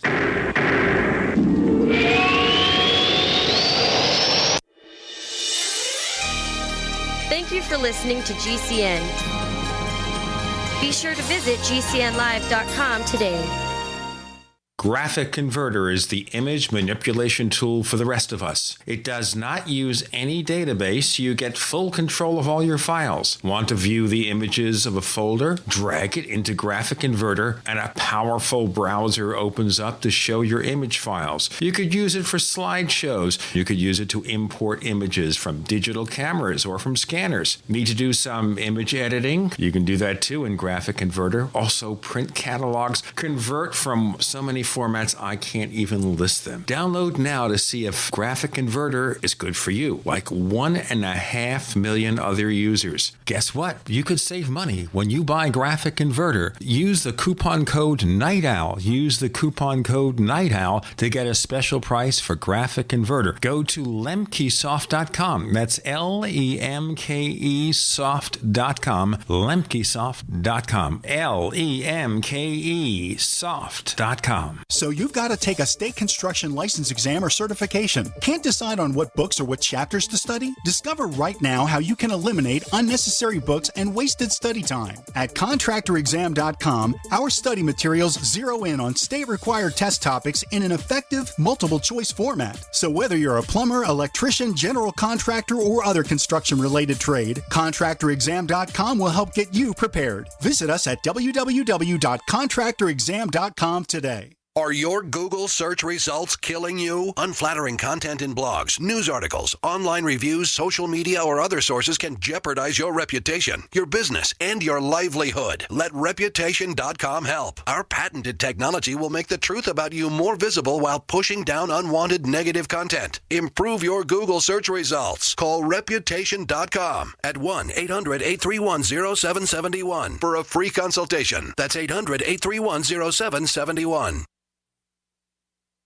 There are hundreds of silver products on the market today, but there's nothing like the astonishing health benefits of the multi-patented One Silver Solution. Boost your immune system at a great price with our Silver Solution Liquid, starting at $12.95 a bottle. Now available in regular and extra strength. That's half the price of the leading competitors. Call 844-USILVER for your free catalog, or go to OneSilverSolution.com. OneSilverSolution.com. There is only one Silver Solution. Sciatica, lower back pain, hip pain, poor posture. If you suffer from any of these problems, get ready to relax. Introducing an amazing product that's been in the market for over 25 years, the Sacro Wedgie. It was invented by a football coach using a common sense osteopath technique. He created this device to help his athletes by isolating and supporting the sacrum, which is the keystone of our anatomy. This wedge-shaped bone is in the center of our hips, where a lot of pain starts. Simply relax 20 minutes daily on the amazingly simple Sacro Wedgie and let gravity do the work, helping muscles rebalance and start releasing nerves. Sit in the Sacro Wedgie at the computer or while traveling to help correct posture to finally help relieve those stubborn aches and pains for only $33.95. It's made in the USA, so click the family-owned website at sacrowedgie.com, spelled SACROWEDGY.com, or call 1-800-737-9295. That's 1-800-737-9295. Relax your back pain away with the Sacro Wedgie.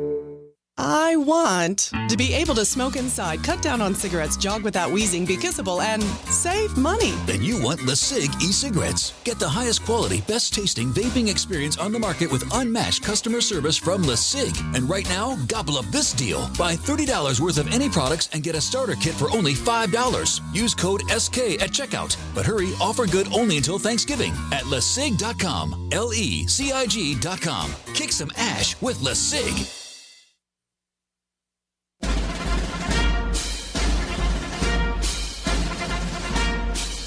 Hi, it's Grant Cameron from presidentialufo.com. You're listening to the Paracast, the gold standard of paranormal radio.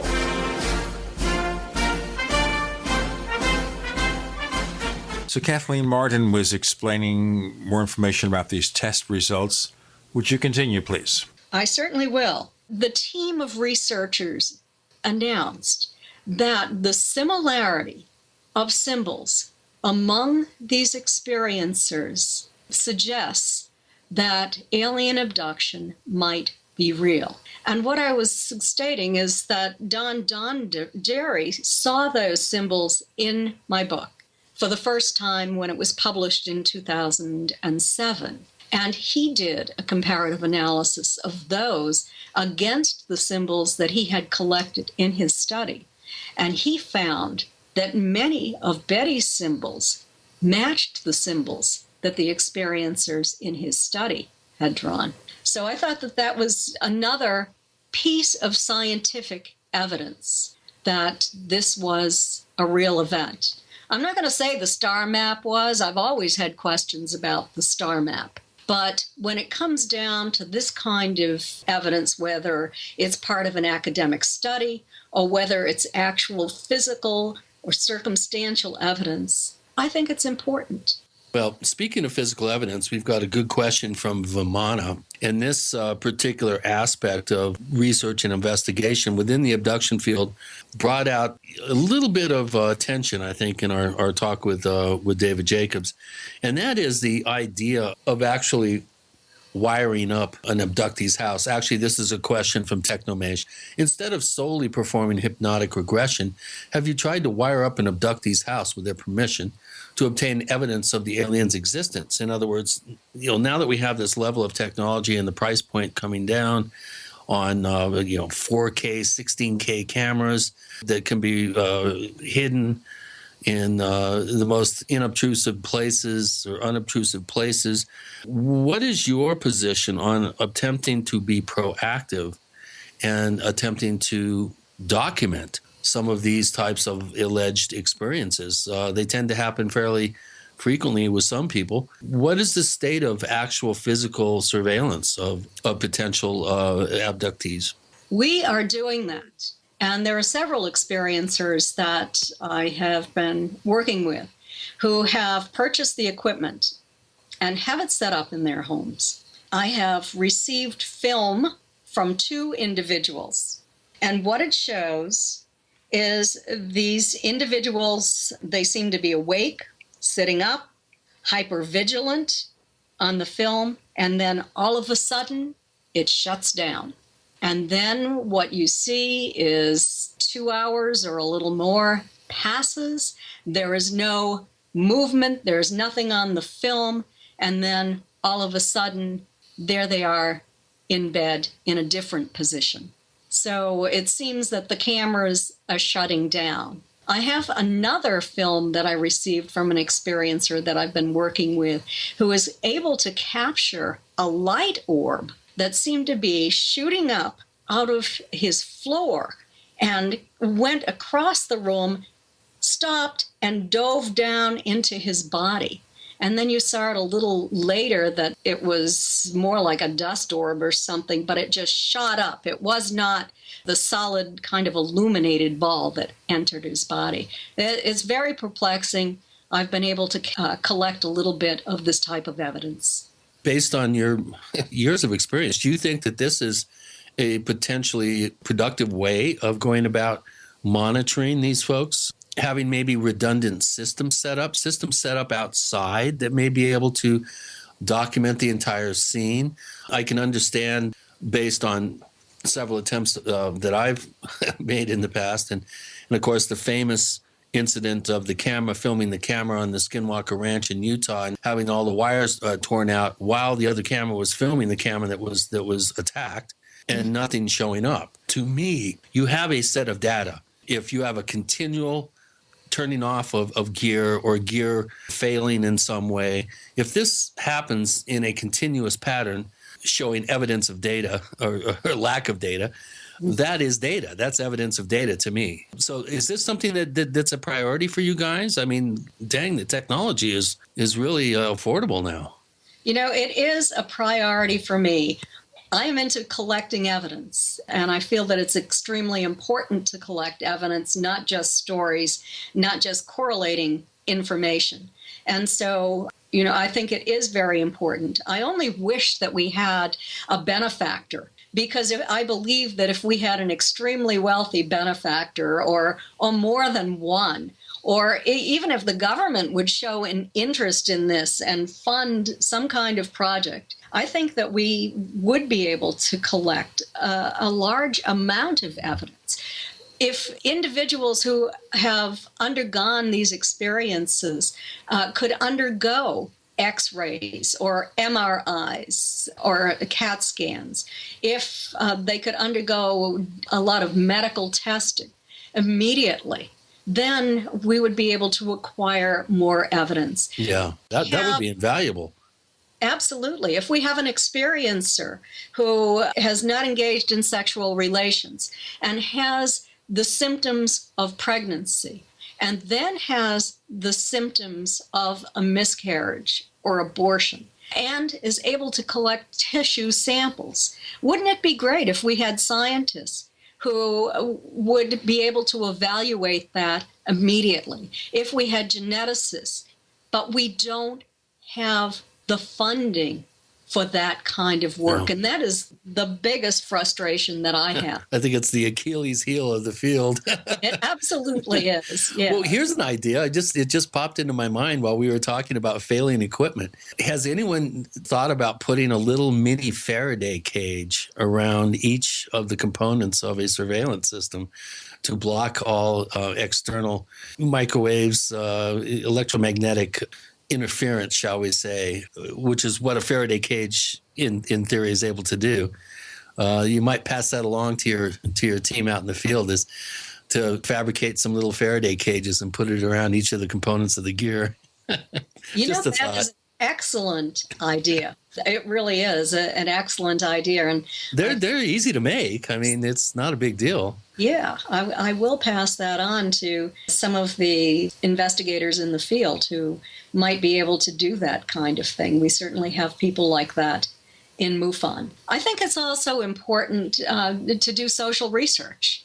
And MUFON is engaged in a social research project right now.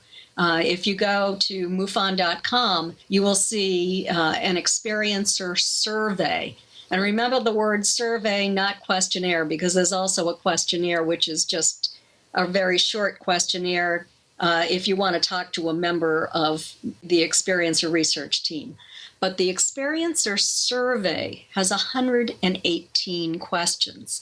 It is an expansion of a research project that Denise Stoner and I did in 2012 to identify commonalities among experiencers. And we also had a control group back then, too. we are at the beginning of this research project. So if there are experiencers listening, please go to MUFON.com. It's on the homepage.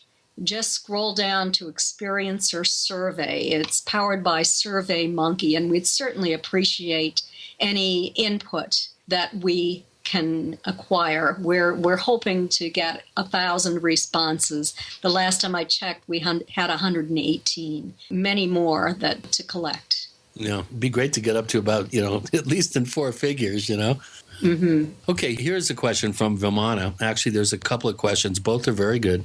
Are you aware of any encounters?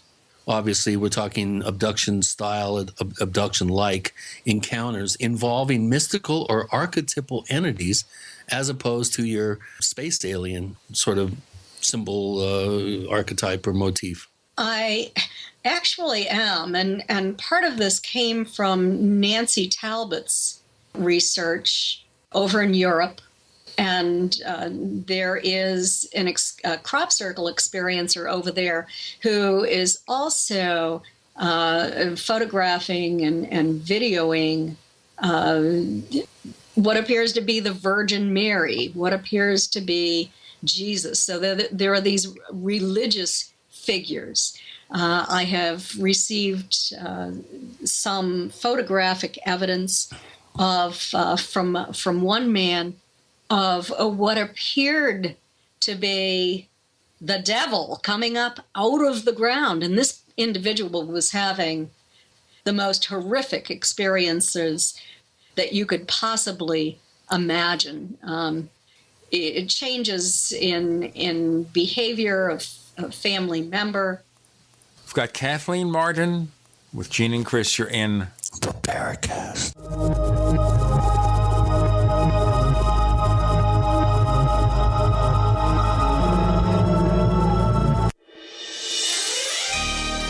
Thank you for listening to GCN. Be sure to visit GCNlive.com today. First came Attack of the Rockoids, and it was a critically acclaimed success. And now there's The Coming of the Protectors. A former military intelligence man is contacted by a space woman in a dream that turns out to be a nightmare because evil forces on our distant planet are planning to conquer the Earth. This is gripping science fiction of the classic kind. Attack of the Rockoids and The Coming of the Protectors. Find out more at rockoids.com. That's Rockoids, ROCKOIDS.com.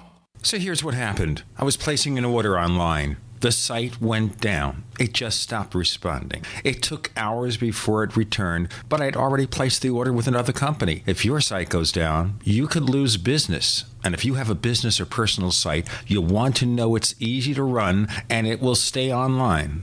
At iWeb, your site is hosted on one of the most reliable networks in the world. Check it out. iWeb.com. That's iWeb.com. Don't complain about your cable bill going up and up and up. Do something about it. Grab a pencil and jot down this special number, 1-855-905-MY-TV. The more cable TV rates go up, the better digital satellite TV looks. Say goodbye to the cable guy and get more of your favorite channels in 100% digital quality for less money. Call 1-855-905-MY-TV. Sign up for packages starting as low as $19.99, and there's no equipment to buy. You get free HD TV upgrade, a free DVR upgrade, and free professional installation. You control what you watch when you watch it. Record your favorite shows, pause and rewind live TV, even skip the commercials. Watch local channels too. At just $19.99, what are you waiting for? Pull out your major credit or debit card. Call 1-855-905-MY-TV. 1-855-905-MY-TV. Say goodbye to the cable guy. Cut costs and get more. 1-855-905-MY-TV. 1-855-905-MY-TV.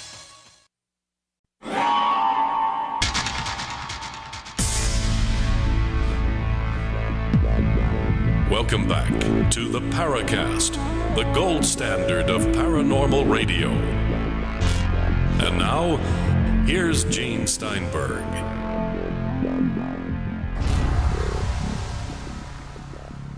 All right, so let's continue in our final four segments with Kathleen Marden.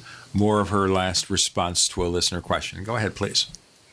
We also, or I have received reports from several individuals who are reporting almost like biblical figures, people in robes with long flowing hair and staffs. And these are individuals who have experienced missing time. They have not seen UFOs prior to this, but a missing time experience, and then a change in their consciousness where they might have been hunters, they might have been sports fans, they might have been meat eaters. They suddenly undergo this shift where they have this experience and they're no longer interested in violent sports or competitive sports. They're no longer meat eaters. They become vegetarian. They suddenly are very concerned about the Earth's environment, that sort of thing. So I do have reports from a small number of individuals who have undergone this kind of consciousness shift. You mentioned Nancy Talbot, and of course I'm assuming that you're also referring to Robert Vanderbroek, who's been on the show. Yes. Did not impress our listeners. In fact, Is that so? Had a sleight of hand magician friend there who he admitted was an expert in sleight of hand magic. Unfortunately, I was on my way back from Lake Havasu and was cutting in and out on that episode. But boy, it was quite the Donnybrook online after the show. And we had to have Nancy back, I think, a week or two later to try to do some damage control, which did not work. What do you make of the Robert Vanderbroek case? It's one of the more enigmatic cases that have come down the pike in quite a while. It's head and shoulders above the the Stan Romanek claims, as far as I'm concerned, because you do have all this very compelling, head-scratching photographic evidence.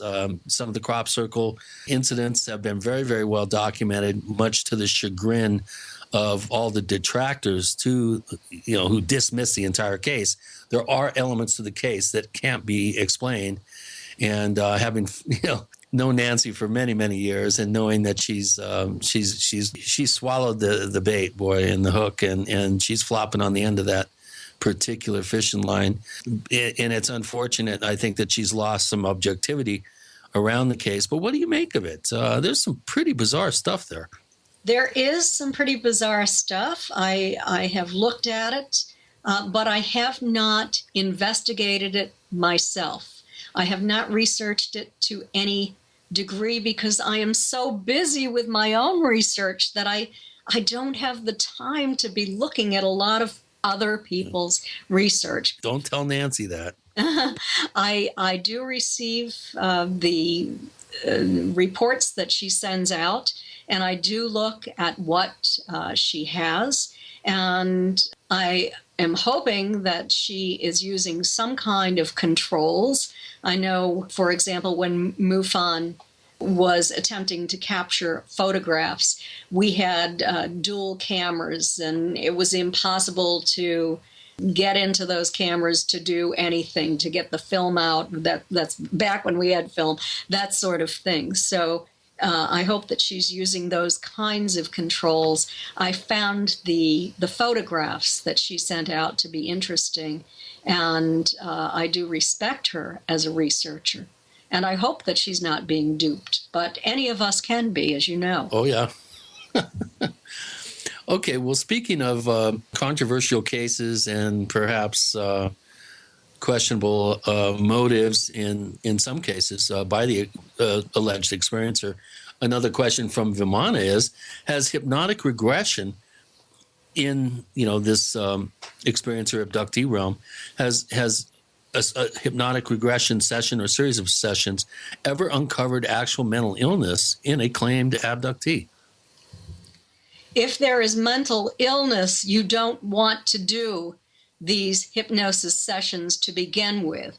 And the way to uncover mental illness in an experiencer is to do hypnosis without using the proper precautions, without following the protocols that trained hypnotherapists use. I had spoken earlier about an assessment of risk.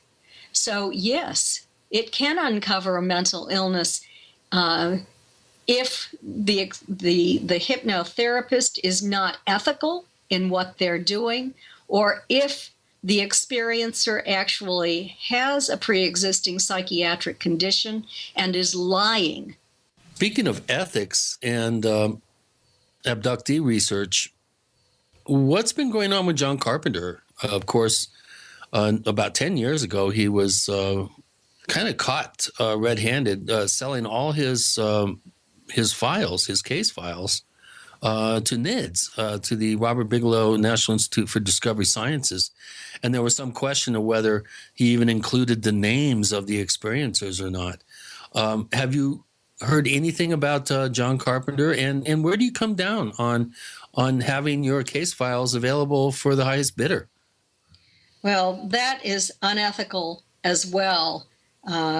He should have lost his license to practice for that sort of thing, because that's simply not acceptable for an ethical researcher. John had held a very high position in MUFON. It was very embarrassing to MUFON, and he no longer held that position after that occurred. I talked to John. He came to, I believe it was Roswell when I was speaking down there 2 or 3 years ago. Talked to him. He was more quietly continuing with his research. And I'm going to be speaking at a conference in Brazil the first week in December. Right. And John Coming up. is going to be another speaker there. So I will be able to catch up with him to find out what is going on and be able to hear his lecture on his latest research as well. Yeah. Well, a lot of people really came down hard on him, and justifiably so. I think there was absolutely. Yeah, there was some questionable decision making going on there in his particular instance. One thing I will say though is, up till that point, I thought he was one of the nicest, sweetest, most grounded guys in the field, and I really liked him, and I still do. Yes, he's a nice guy. His work down the Varginha case, speaking of Brazil, was very, very good. He was there very early on. And say hello for me. It's been a while since I've had a chance to talk to him. Say hi for me. And say hi to David Childers. He'll be down there as well. Uh-huh. And AJ, of course, and give him my condolences on the tragic death of his daughter last year. Yes. Oh, that was so unfortunate. Really sad. Yeah, really, really, really hard for him. I know, because she was his right arm and really did a lot for him. It was very, very unfortunate. And what a just, I mean, drop dead gorgeous and talented woman. Just really sad. Absolutely. And Mary Rodwell will also be speaking at that conference, researcher from Australia. And I have never met her in person, so it's going to give me the opportunity. Both of us serve on a research team for the Foundation for Research into Extraterrestrial Encounters. And so I've heard her voice, but I have never really discussed her research with her. So I'm looking forward to that. It should be fun. I'm jealous. Well, it should be fun. Nothing like springtime in Brazil. Yes, absolutely. Summer in Brazil. Almost, yeah. Late spring, early summer. Yeah. Oh, Ipanema. Bikinis. Okay, settle down, Chris. Settle down, unless someone wants to send a plane ticket to Chris, but then we'll never hear from him again. Cool. We will hear from Kathleen Marden in our next segment with Gene and Chris. You're in the Paracast.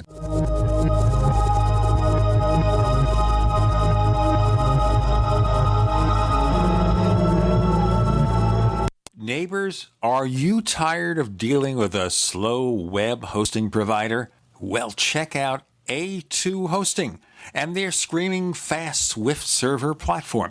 They even have SSDs that load pages 300% faster than the competition. Ready to give your site a speed boost? Well, tell you what, neighbors, head on over to a2hosting.com. That's A2, that's number 2, a2hosting.com. Check out their Prime hosting account. And get this, neighbors, They're even giving you an exclusive 25% off discount for all our listeners. 25%. And remember, their Guru Crew support team is standing by 24/7, 365 days a year to answer any of your questions. Now, to get the discount, use the coupon code GENE when you check out.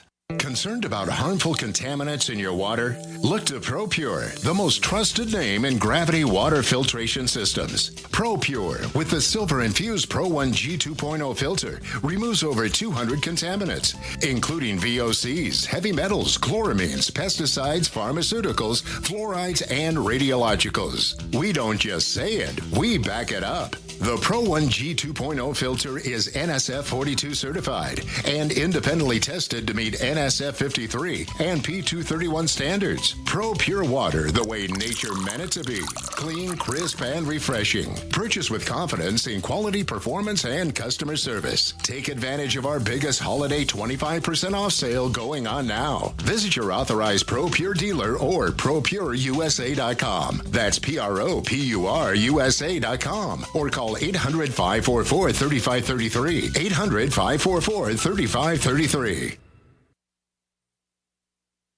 Paid non-attorney spokesperson Adam Pulaski of the Pulaski Law Firm with principal office in Houston, Texas is the attorney responsible for the content of this ad. This ad is not legal advice, and the choice of a lawyer should not be based solely upon advertisement. Services may not be available in all states. Attention Xarelto users. If you or a loved one took Xarelto and suffered a serious bleeding event, you may be entitled to financial compensation. Xarelto is a popular prescription blood thinner used to prevent blood clots and protect patients from strokes. These serious bleeding events have led to numerous cases of hospitalization and even death. Phone lines are open 24/7. Call 800-261-0937. That's 800-261-0937. Did you know that drinking pure, high alkaline water is one of the most important factors in maintaining high energy and vibrant health? Most experts agree that the water you drink should be at a pH level of 8 or higher. AlkaVision Plasma pH Drops, available only at alkavision.com, combine a unique formula of only the most alkaline minerals. AlkaVision Plasma pH Drops alkalize your water, ridding the body of harmful toxins, and helps you regain health and energy. Alkalizing your water by simply adding 10 drops of AlkaVision Plasma pH Drops helps the body rid itself of acidic waste, increases oxygen content, and raises the pH of your body to healthy levels. And bacteria and viruses cannot survive in an alkaline high pH environment. Order your bottle of AlkaVision Plasma pH Drops for only $29.95 at alkavision.com. That's ALKAvision.com. Or call 269-409-1776. 269-409-1776. Alkalize your body. Supercharge your health at alkavision.com today. We use mobile devices right against our bodies every day, but growing scientific evidence has emerged showing serious health risks associated with exposure to EMF radiation emitted from these devices. The solution is Defender Shield, the most effective mobile radiation shielding ever developed. Defender Shield blocks virtually 100% of EMF radiation from cell phones, tablets, and laptops, and starts at just $64.99. Buy now at DefenderShield.com. For 10% off, use promo code GCN. DefenderShield.com, the worldwide leader in mobile radiation shielding. We'd like to hear from you. If you have a comment or question about the Paracast, send it to news@theparacast.com. That's news@theparacast.com. And don't forget to visit our famous Paracast community forums at forum.theparacast.com. Let me go to kind of a meta question here before we go on. Now, obviously, all the names you apply here and all the descriptions assume we're dealing with ET. But we do not know that for certain. We're assuming based on the evidence that this seems to be the most probable answer. But does it have to be ET? Well, it appears to be coming from outside our Earth, although they do appear to be living here as well now, under the ocean in underground bases. So many people have reported that, and so many have seen them coming up out of the ocean and going back into the ocean. It's certainly easier than moving in and out of our atmosphere and possibly being shot at. So in that regard, I think that it's fine to call them extraterrestrials because they appear to be from outside this planet, originating from outside this planet. Whether they're interdimensional who knows? But I think that we're also dealing with other types of entities who are not extraterrestrial, and they fit more into the paranormal realm of spiritual entities, both positive and negative, who might have parasitic attachments on individuals. And I've been contacted by many, many individuals who are having these kinds of negative experiences, who believe that they're being abducted by aliens, although they never see a flying saucer. This is happening when they go to bed at night. They're being taunted. They might end up with claw marks on their ankles. They're being held upside down. And these people are not necessarily mentally ill, because that's something else that you have to consider when you're working with individuals like this. I've found 2 reasons why this might be occurring. And I can't say for sure. This is more or less speculation on my part at this point. But one of those speculations is that a commonality I've found in most of these individuals is that they have abused alcohol and drugs. They might no longer be using them, but it seems to have opened them up so that this negative entity attachment could attach to them. And something else I forgot to mention is they tend to have very high electric bills, too. They seem to feed off from human emotions and human bodies. Another possibility is that they might be angelic figures, religious figures that individuals are having conversations with, these sort of angelic or religious,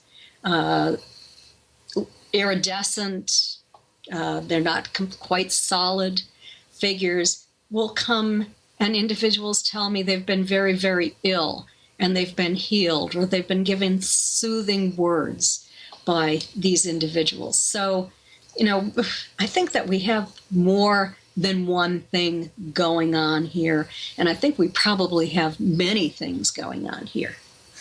Maybe it's Barbara Eden coming back from the grave, and it's like a case of I dream of gin.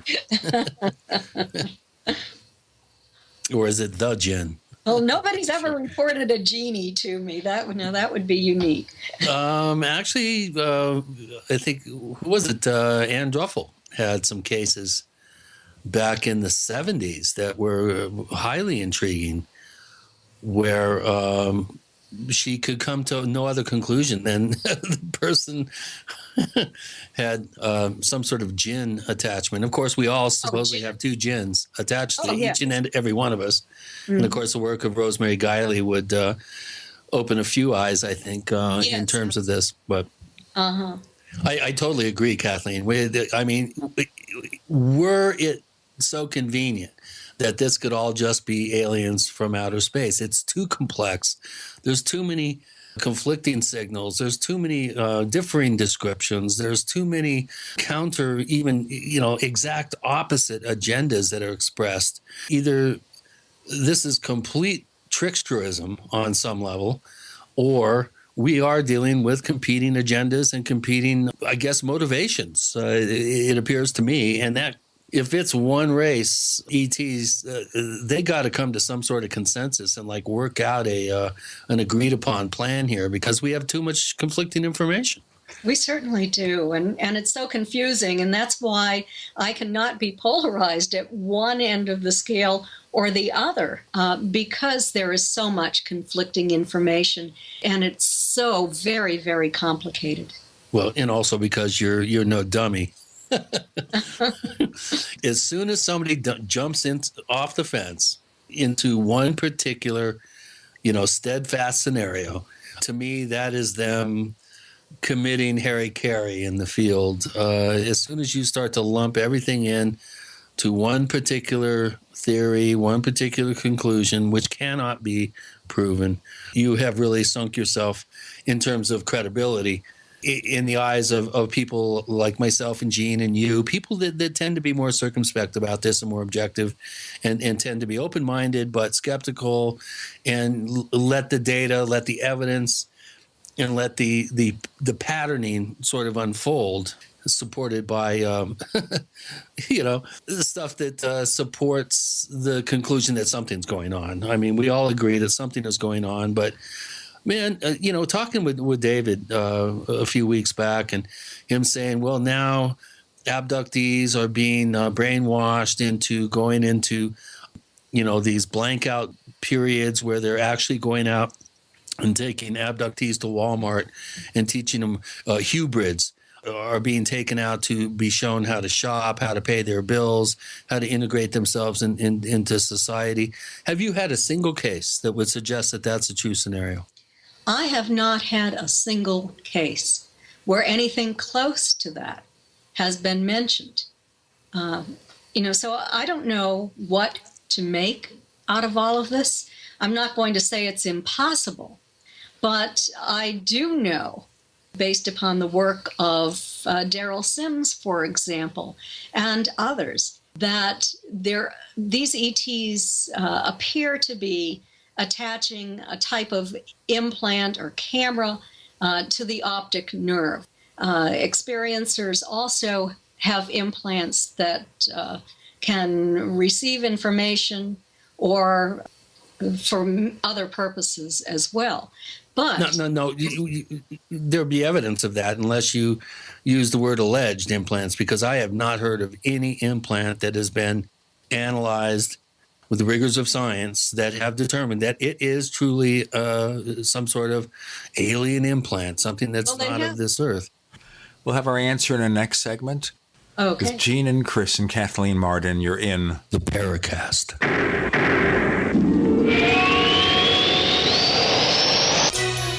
Thank you for listening to GCN. Visit GCNlive.com today. With a new year coming, it's time for a new way to look at weapon storage. Safes can't be accessed quickly, and racks are unsafe for children. Covert cabinets are the next level in home defense. They fit seamlessly into any home's decor, and they provide quick access to firearms while keeping them uniquely hidden. Covert cabinets, the ideal hidden storage solution. Custom made in the USA. Covert cabinets are an elegant and practical alternative to the bulky and obvious storage systems of the past. Find out more at covertcabinets.com. That's covertcabinets.com.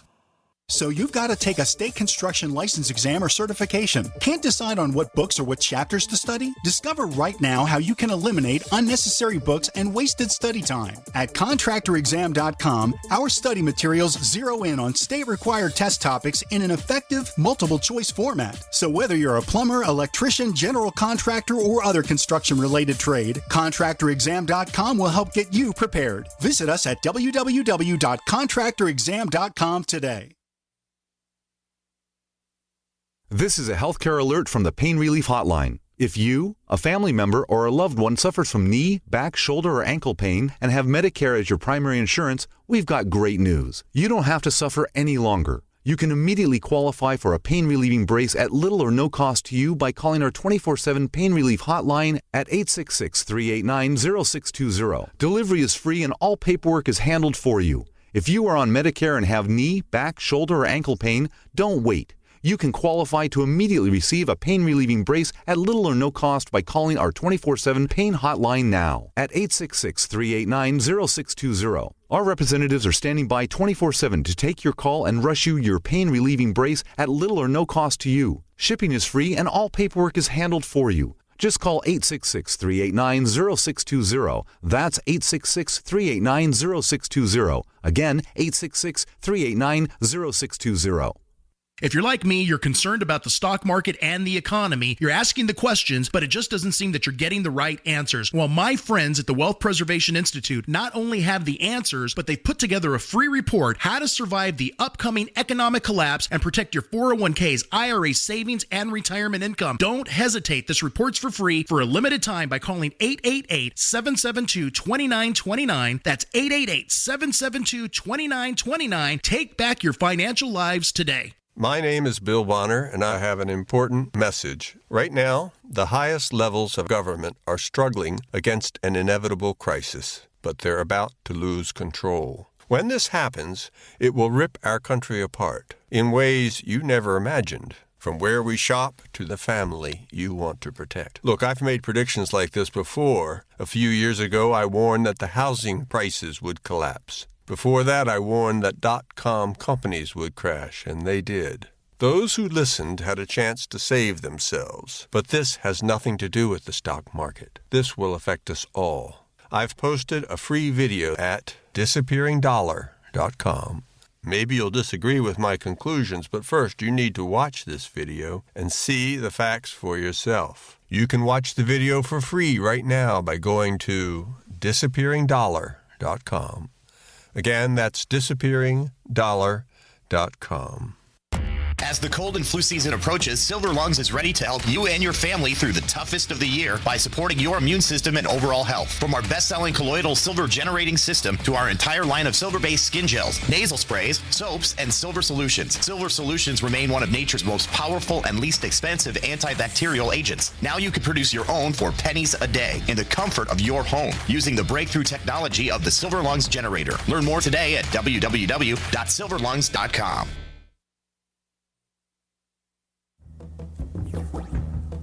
Hi, this is James Fox from Chasing UFOs. You're listening to the Paracast, the gold standard of paranormal radio. About alien implants in the Paracast with Kathleen Marden. Your response, please. Well, let me say, I will add alleged to this. If these alleged implants are attached to the optic nerve, and if experiencers do have the alleged implants in their bodies, then why do they need to put hybrids on Earth to learn about life on Earth when all they have to do is to look at whatever video is being taken of life here, and they would know everything that they do. They would see an experiencer. They would going to the grocery store, doing everything. This is probably going on if this whole scenario is real. I think what Jacobs was trying to get across is these hybrids are being inserted as Manchurian candidates, as wrinkles in the agenda that are going to create and enact some sort of agenda. Is kind of the inference that we got. It's now become a proactive program on the part of the aliens, according to Jacobs, that these people need to be trained how to effectively slide into society and into the culture unseen and undetected. One thing that's contradictory here, it kind of assumes that ET is very dumb. So if ET is feeding hybrids or hybrids, certainly they have the capabilities of educating these people, beings, whatever, into our way of life. Having to call upon abductees to become teachers just sounds downright absurd, doesn't it? And unwilling teachers at that. Sure. It sounds like a good screenplay. If you read Susie Hansen's book, she talks about experiencers who are willingly on the craft participating in these activities and being prepared for a time when a great tragedy might happen on Earth, and that they would be there to carry out the agenda of the ETs who are allegedly going to be saving Earth, but there will be great destruction as well. And you get these recurring themes between Susie Hansen and David Jacobs, who are at opposite ends of the spectrum in their interpretation of what is going on. But essentially, they're giving the same information in terms of the evidence, in terms of the programs that these ETs are about to carry out. So as a scholar, that's very, very interesting to me to make those comparisons and to really wonder what is going on? What sounds most reasonable here? Or is any of it reasonable? Well, again, that's that's a very good question. Going back to the whole idea of implants, do we have any irrefutable evidence that implants have been found within a human being that cannot be explained away by science? Well, it depends upon whether or not you have respect for Roger Leir and Steve Colburn's work. There are implants that Steve Colburn analyzed and has written about. Yeah, but they were his implants. And they had highly unusual properties. They were comprised of rare earths and meteoric material. They used nanotechnology that we were not capable of replicating on Earth at that time. So if you have respect for his work, then the answer is yes. Now, is he the guy that was in the bandana on the video that he was describing? Weren't they implants that they took out of him? Steve Colburn is a material scientist. Right, and they were implants that they were found in him. I didn't watch video. I read reports. Well, he was the one that had the implants in him. He did not mention that he was the one. Right, and that's not many people know that. But just for your own, information, those implants were taken from him. Okay, so he probably shouldn't have been the one who was doing the analysis of them, which, that's important. But I believe that as a scientist, you can also be objective. True. Well, how about the implant that Lear mentioned? This would have been back in, I think, 2005 or 6. Where he got up, I think it was at the National Press Club, I may be wrong, but he got up and said, we have an implant that is actually, we are detecting transmissions coming from it. Some sort of signal is coming from it. We will have an announcement about this. It is being analyzed, and I haven't heard a single thing about it in 10 years. Right. Radio microwave frequency that would broadcast into deep space. Right. And I haven't heard more about that either. I don't know if this research is being blocked, if there simply is not funding to carry through with it. I know that there's been a lot of skepticism about... Well, the fact that Roger died didn't help matters. No, it certainly didn't, and we don't have anyone to replace him. I do know that Daryl Sims is carrying out some of this research. He was recently in India with a medical team. Right. How did that go? Did you hear about how that ended up going? I saw, I think, some posts about him being there, some photographs and stuff, but I haven't heard anything about how the trip went. Have you heard anything? Well, he said it was highly successful. He wrote to me. He and I write to each other sometimes as well. We're friends. And I have not heard the results of a scientific analysis on the implant. And that's the thing that's most important to me. What does that scientific analysis show? I don't care about the drama of removing it. Well, I like Daryl. I think he's he's a real piece of work.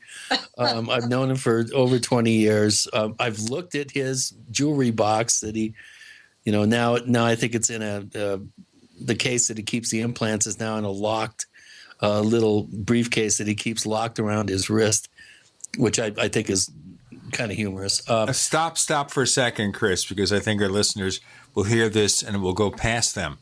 And they'll say, what did he say? Let me rewind. Let me rewind that and hear that again. He does what with which? Yeah, he did a thing on Comedy Central where he had his implants in a high-tech looking briefcase, and it was handcuffed to his wrist. I would have advised him not to do the Daily Show or Comedy Central. He did not come out looking very well. But my point being is I've looked at his collection of implants and was able to instantly identify at least 4 or 5 or 6 of them. One was a finishing nail. The other was obviously a sliver of glass. There was other foreign objects with calcification around them. I mean, I'm not an expert, and I could tell just by looking at these objects that they were mundane objects that the body was unable to expel, and so protected itself by putting tissue around it. And you would think with a selection of, I don't know, several, a couple dozen at least, 3 dozen objects, that we should have some sort of material science paper that has been done on the best of them, and we can ascertain, once and for all, that these are objects that are unexplainable. I have one other issue to add before we go to our next segment, and that is here, if ET is really putting these RFID chips on us to track us, to see what's going on, they're traveling here from other star systems. In theory, they could put something there that would be almost impossible to detect. It would be so tiny. It would be at the molecular level. I'm just being sure you wouldn't be able to detect it. You wouldn't be able to recover it. It wouldn't be something you just kind of pry out of their arm or shoulder blades or something. I mean, one of the objects, Gene, was a finishing nail. It was obvious. Of course. That's the point. Small, little, tiny, quarter-inch finishing nail. We have some small, little, tiny announcements. Not so tiny. With Gene and Chris, you're in the Paracast.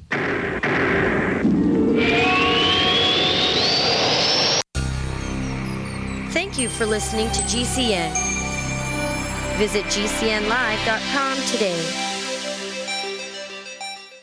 Graphic Converter is the image manipulation tool for the rest of us. It does not use any database. You get full control of all your files. Want to view the images of a folder? Drag it into Graphic Converter, and a powerful browser opens up to show your image files. You could use it for slideshows. You could use it to import images from digital cameras or from scanners. Need to do some image editing? You can do that too in Graphic Converter. Also print catalogs. Convert from so many formats I can't even list them. Download now to see if Graphic Converter is good for you, like 1.5 million other users. Guess what? You could save money when you buy Graphic Converter. Use the coupon code Night Owl. Use the coupon code Night Owl to get a special price for Graphic Converter. Go to lemkesoft.com. That's LEMKE soft.com. lemkesoft.com. LEMKE soft.com. There are hundreds of silver products on the market today, but there's nothing like the astonishing health benefits of the multi-patented One Silver Solution. Boost your immune system at a great price with our Silver Solution Liquid, starting at $12.95 a bottle. Now available in regular and extra strength. That's half the price of the leading competitors. Call 844-USILVER for your free catalog, or go to onesilversolution.com. onesilversolution.com. There is only one Silver Solution. A lot of people's lives and bodies are out of balance. AlkaVision Plasma pH drops optimize pH level and get rid of harmful waste and acid. Just a few drops in water restores vibrance and energy and gets you back in balance. Now order 2 bottles and get $10 off your order. Sign up for monthly auto shipping and save 25%. Call 800-518-7615 or visit alkavision.com. Alkalize your body. Supercharge your health at alkavision.com.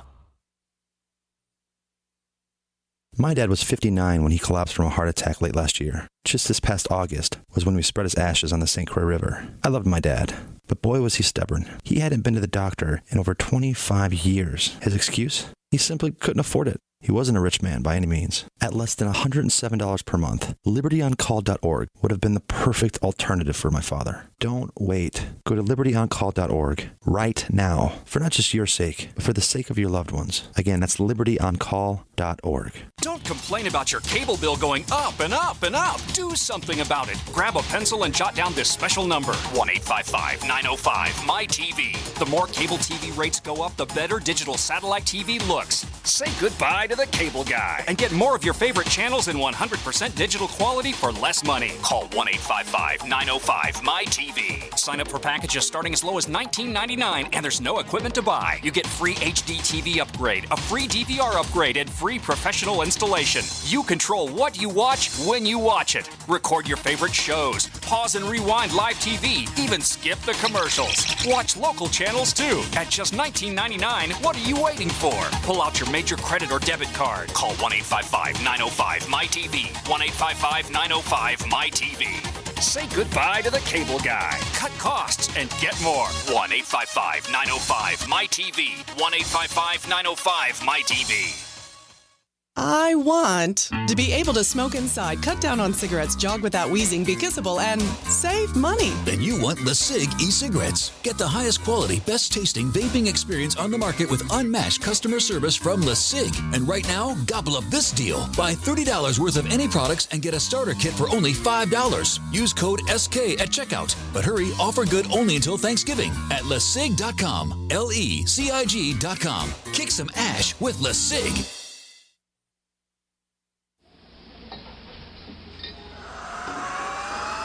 Hi, this is Joshua P. Warren, author of The Poor Man's Paranormal, and you're listening to the Paracast, the gold standard of paranormal radio.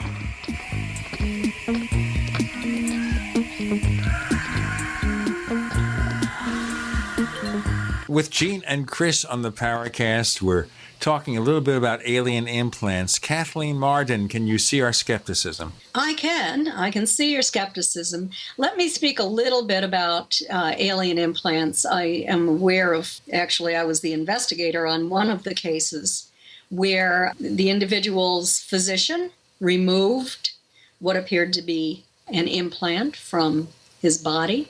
It was preserved. It was sent to MUFON headquarters and scheduled to be sent to the scientist. When it arrived at the scientist's laboratory, it had dissolved. We also had another case where the same thing occurred, and there was a state director who had this implant preserved and was saying, we have to get this to the lab immediately because it's dissolving in front of my eyes. So, apparently they are now programmed to self-destruct. Well, I had something similar happen. I found some highly unusual yellowish kind of orange marmalade type oily substance, enough to cover an entire quarter, coin. And I videotaped myself putting it into a sealed film container, wrapping it with tape, signing my name on the tape, having it immediately sent up that day to Denver to have it analyzed. And when they opened it up, not only was there nothing in there, extensive scientific testing of the inside of the film container came to the conclusion that the only thing that had ever been inside the container was film. We have video footage of us actually, you see the material being put inside the film container, and it left zero trace scientifically that it had ever been there. Mm-hmm. So I can identify with that. Yes. I still say there's some sort of tricksterism going on here, folks. How could there not be? Do we have any more questions before we end the episode? Let's see. I think so. How about the January 6, 1976 Stanford, Kentucky case involving Mona Stafford, Louise Smith, and Elaine Thomas? Sand, who's been a poster here for about 10 months, is wondering about this case. I guess Elaine Thomas was also involved, so there are three ladies. He says it's always appeared impressive, although not well known. It received a lot of press coverage at the time it happened, but not much attention in the years since. Are you familiar with this case? I'm not, actually. Yes, I found it to be an intriguing case, actually. And the three women were in touch with my Aunt Betty Hill, who these ladies were very shaken by what occurred. And I sat in my aunt's home and spoke with Dr. James Harder, who was the chief of investigations for APRO at the time. And he had done an investigation with these three women. Leonard Stringfield, old-time investigator, was involved. Leo Sprinkle was involved. And the the three women, the story goes that they sort of on the spur of the moment had decided to drive to another town to have dinner at a restaurant. One of the women was having a birthday. They sat, they sketched, they had dinner. They did not drink any alcohol. And they're driving back to their home, their respective homes, when all of a sudden they saw what looked like a plane that was about to crash. It looked like an object in free fall, only it stopped. And it was above their vehicle, and then it projected a light into the car, and it made it very warm inside the car. And then the car was moving very, very rapidly, and the driver was not able to control what was happening. And then the next thing, it just seemed like it was going backwards into a field and just sort of bumping and going down a long highway. And under hypnosis, these women recalled having really a horrendous experience where one was put into a little chamber, and there was something that tightened around her and made her feel like she was suffocating. And it was very, very traumatic. Others the experiment was to see how far their limbs would move. And it caused a great deal of pain to these women. It was very, very traumatic. A bit medieval. Yes, absolutely. Sounds like a rack. Yes, I mean, it was terribly frightening and traumatizing for these women. They finally, in real time, not under hypnosis, found themselves on the road approaching the town that they lived in. They discovered that they had lost almost 2 hours' time. They went into the home of one of the women, then went to the neighbor's home to tell the neighbor what had happened. They sat down and individually sketched what they had observed, and the sketches were the same. There were physiological effects, conjunctivitis of sort, irritation of the eyes, an electrical problem with the vehicle, weight loss, not feeling well. We saw that over and over again in a lot of the earlier cases. There was redness and burning on the area by the back of the neck and shoulders on these women. And I actually saw the same kind of physical effects in a case that I investigated and wrote about in the alien abduction files of Jenny Henderson from New Hampshire. She had many of these same many of these same symptoms. The case was pretty thoroughly investigated. Only the different UFO groups that were doing the investigation were fighting for who is going to get to control this. They didn't work well together. Yeah, what else is new? Well, MUFON tries to work with other groups now.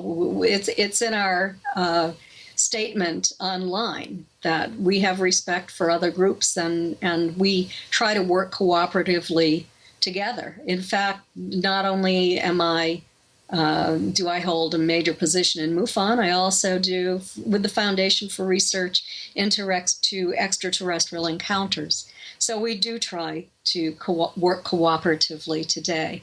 But it was really an obstruction to investigation early on, and unfortunately, it was the experiencers who suffered from all of this, in my opinion. We are just about out of time. Kathleen Marden, would you tell our listeners where they can find more about the stuff that you do? Well, you can go to my website at Kathleen with a K Marden, that's MARDEN.com. My upcoming speaking engagements are there. Many articles I've written that you can read at no charge. Also, you can order autographed copies of my books online. You can find us on Twitter if you look for the Paracast. Look for the Paracast on Twitter. Look for 2. not one, but 2 Paracast fan clubs on Facebook. And as I've said before, you can't get rid of one without getting rid of all the contents in that one. Can't merge them. Facebook has some weird stuff going on there. We also have a second radio show we'd love you to listen to. We'd love you to discover After the Paracast, an exclusive feature of the Paracast Plus. Go to plus.theparacast.com, plus.theparacast.com.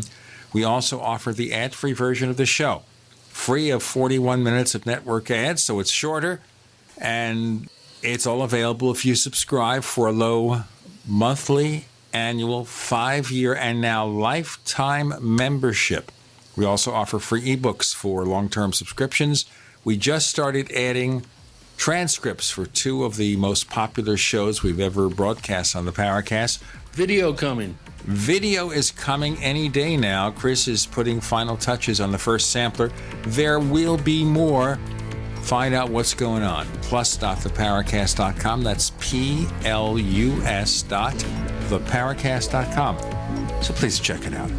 Kathleen Marden, thank you for setting us straight on what's going on with UFO abductions. Thank you for joining us on the Paracast. Thanks for having me on.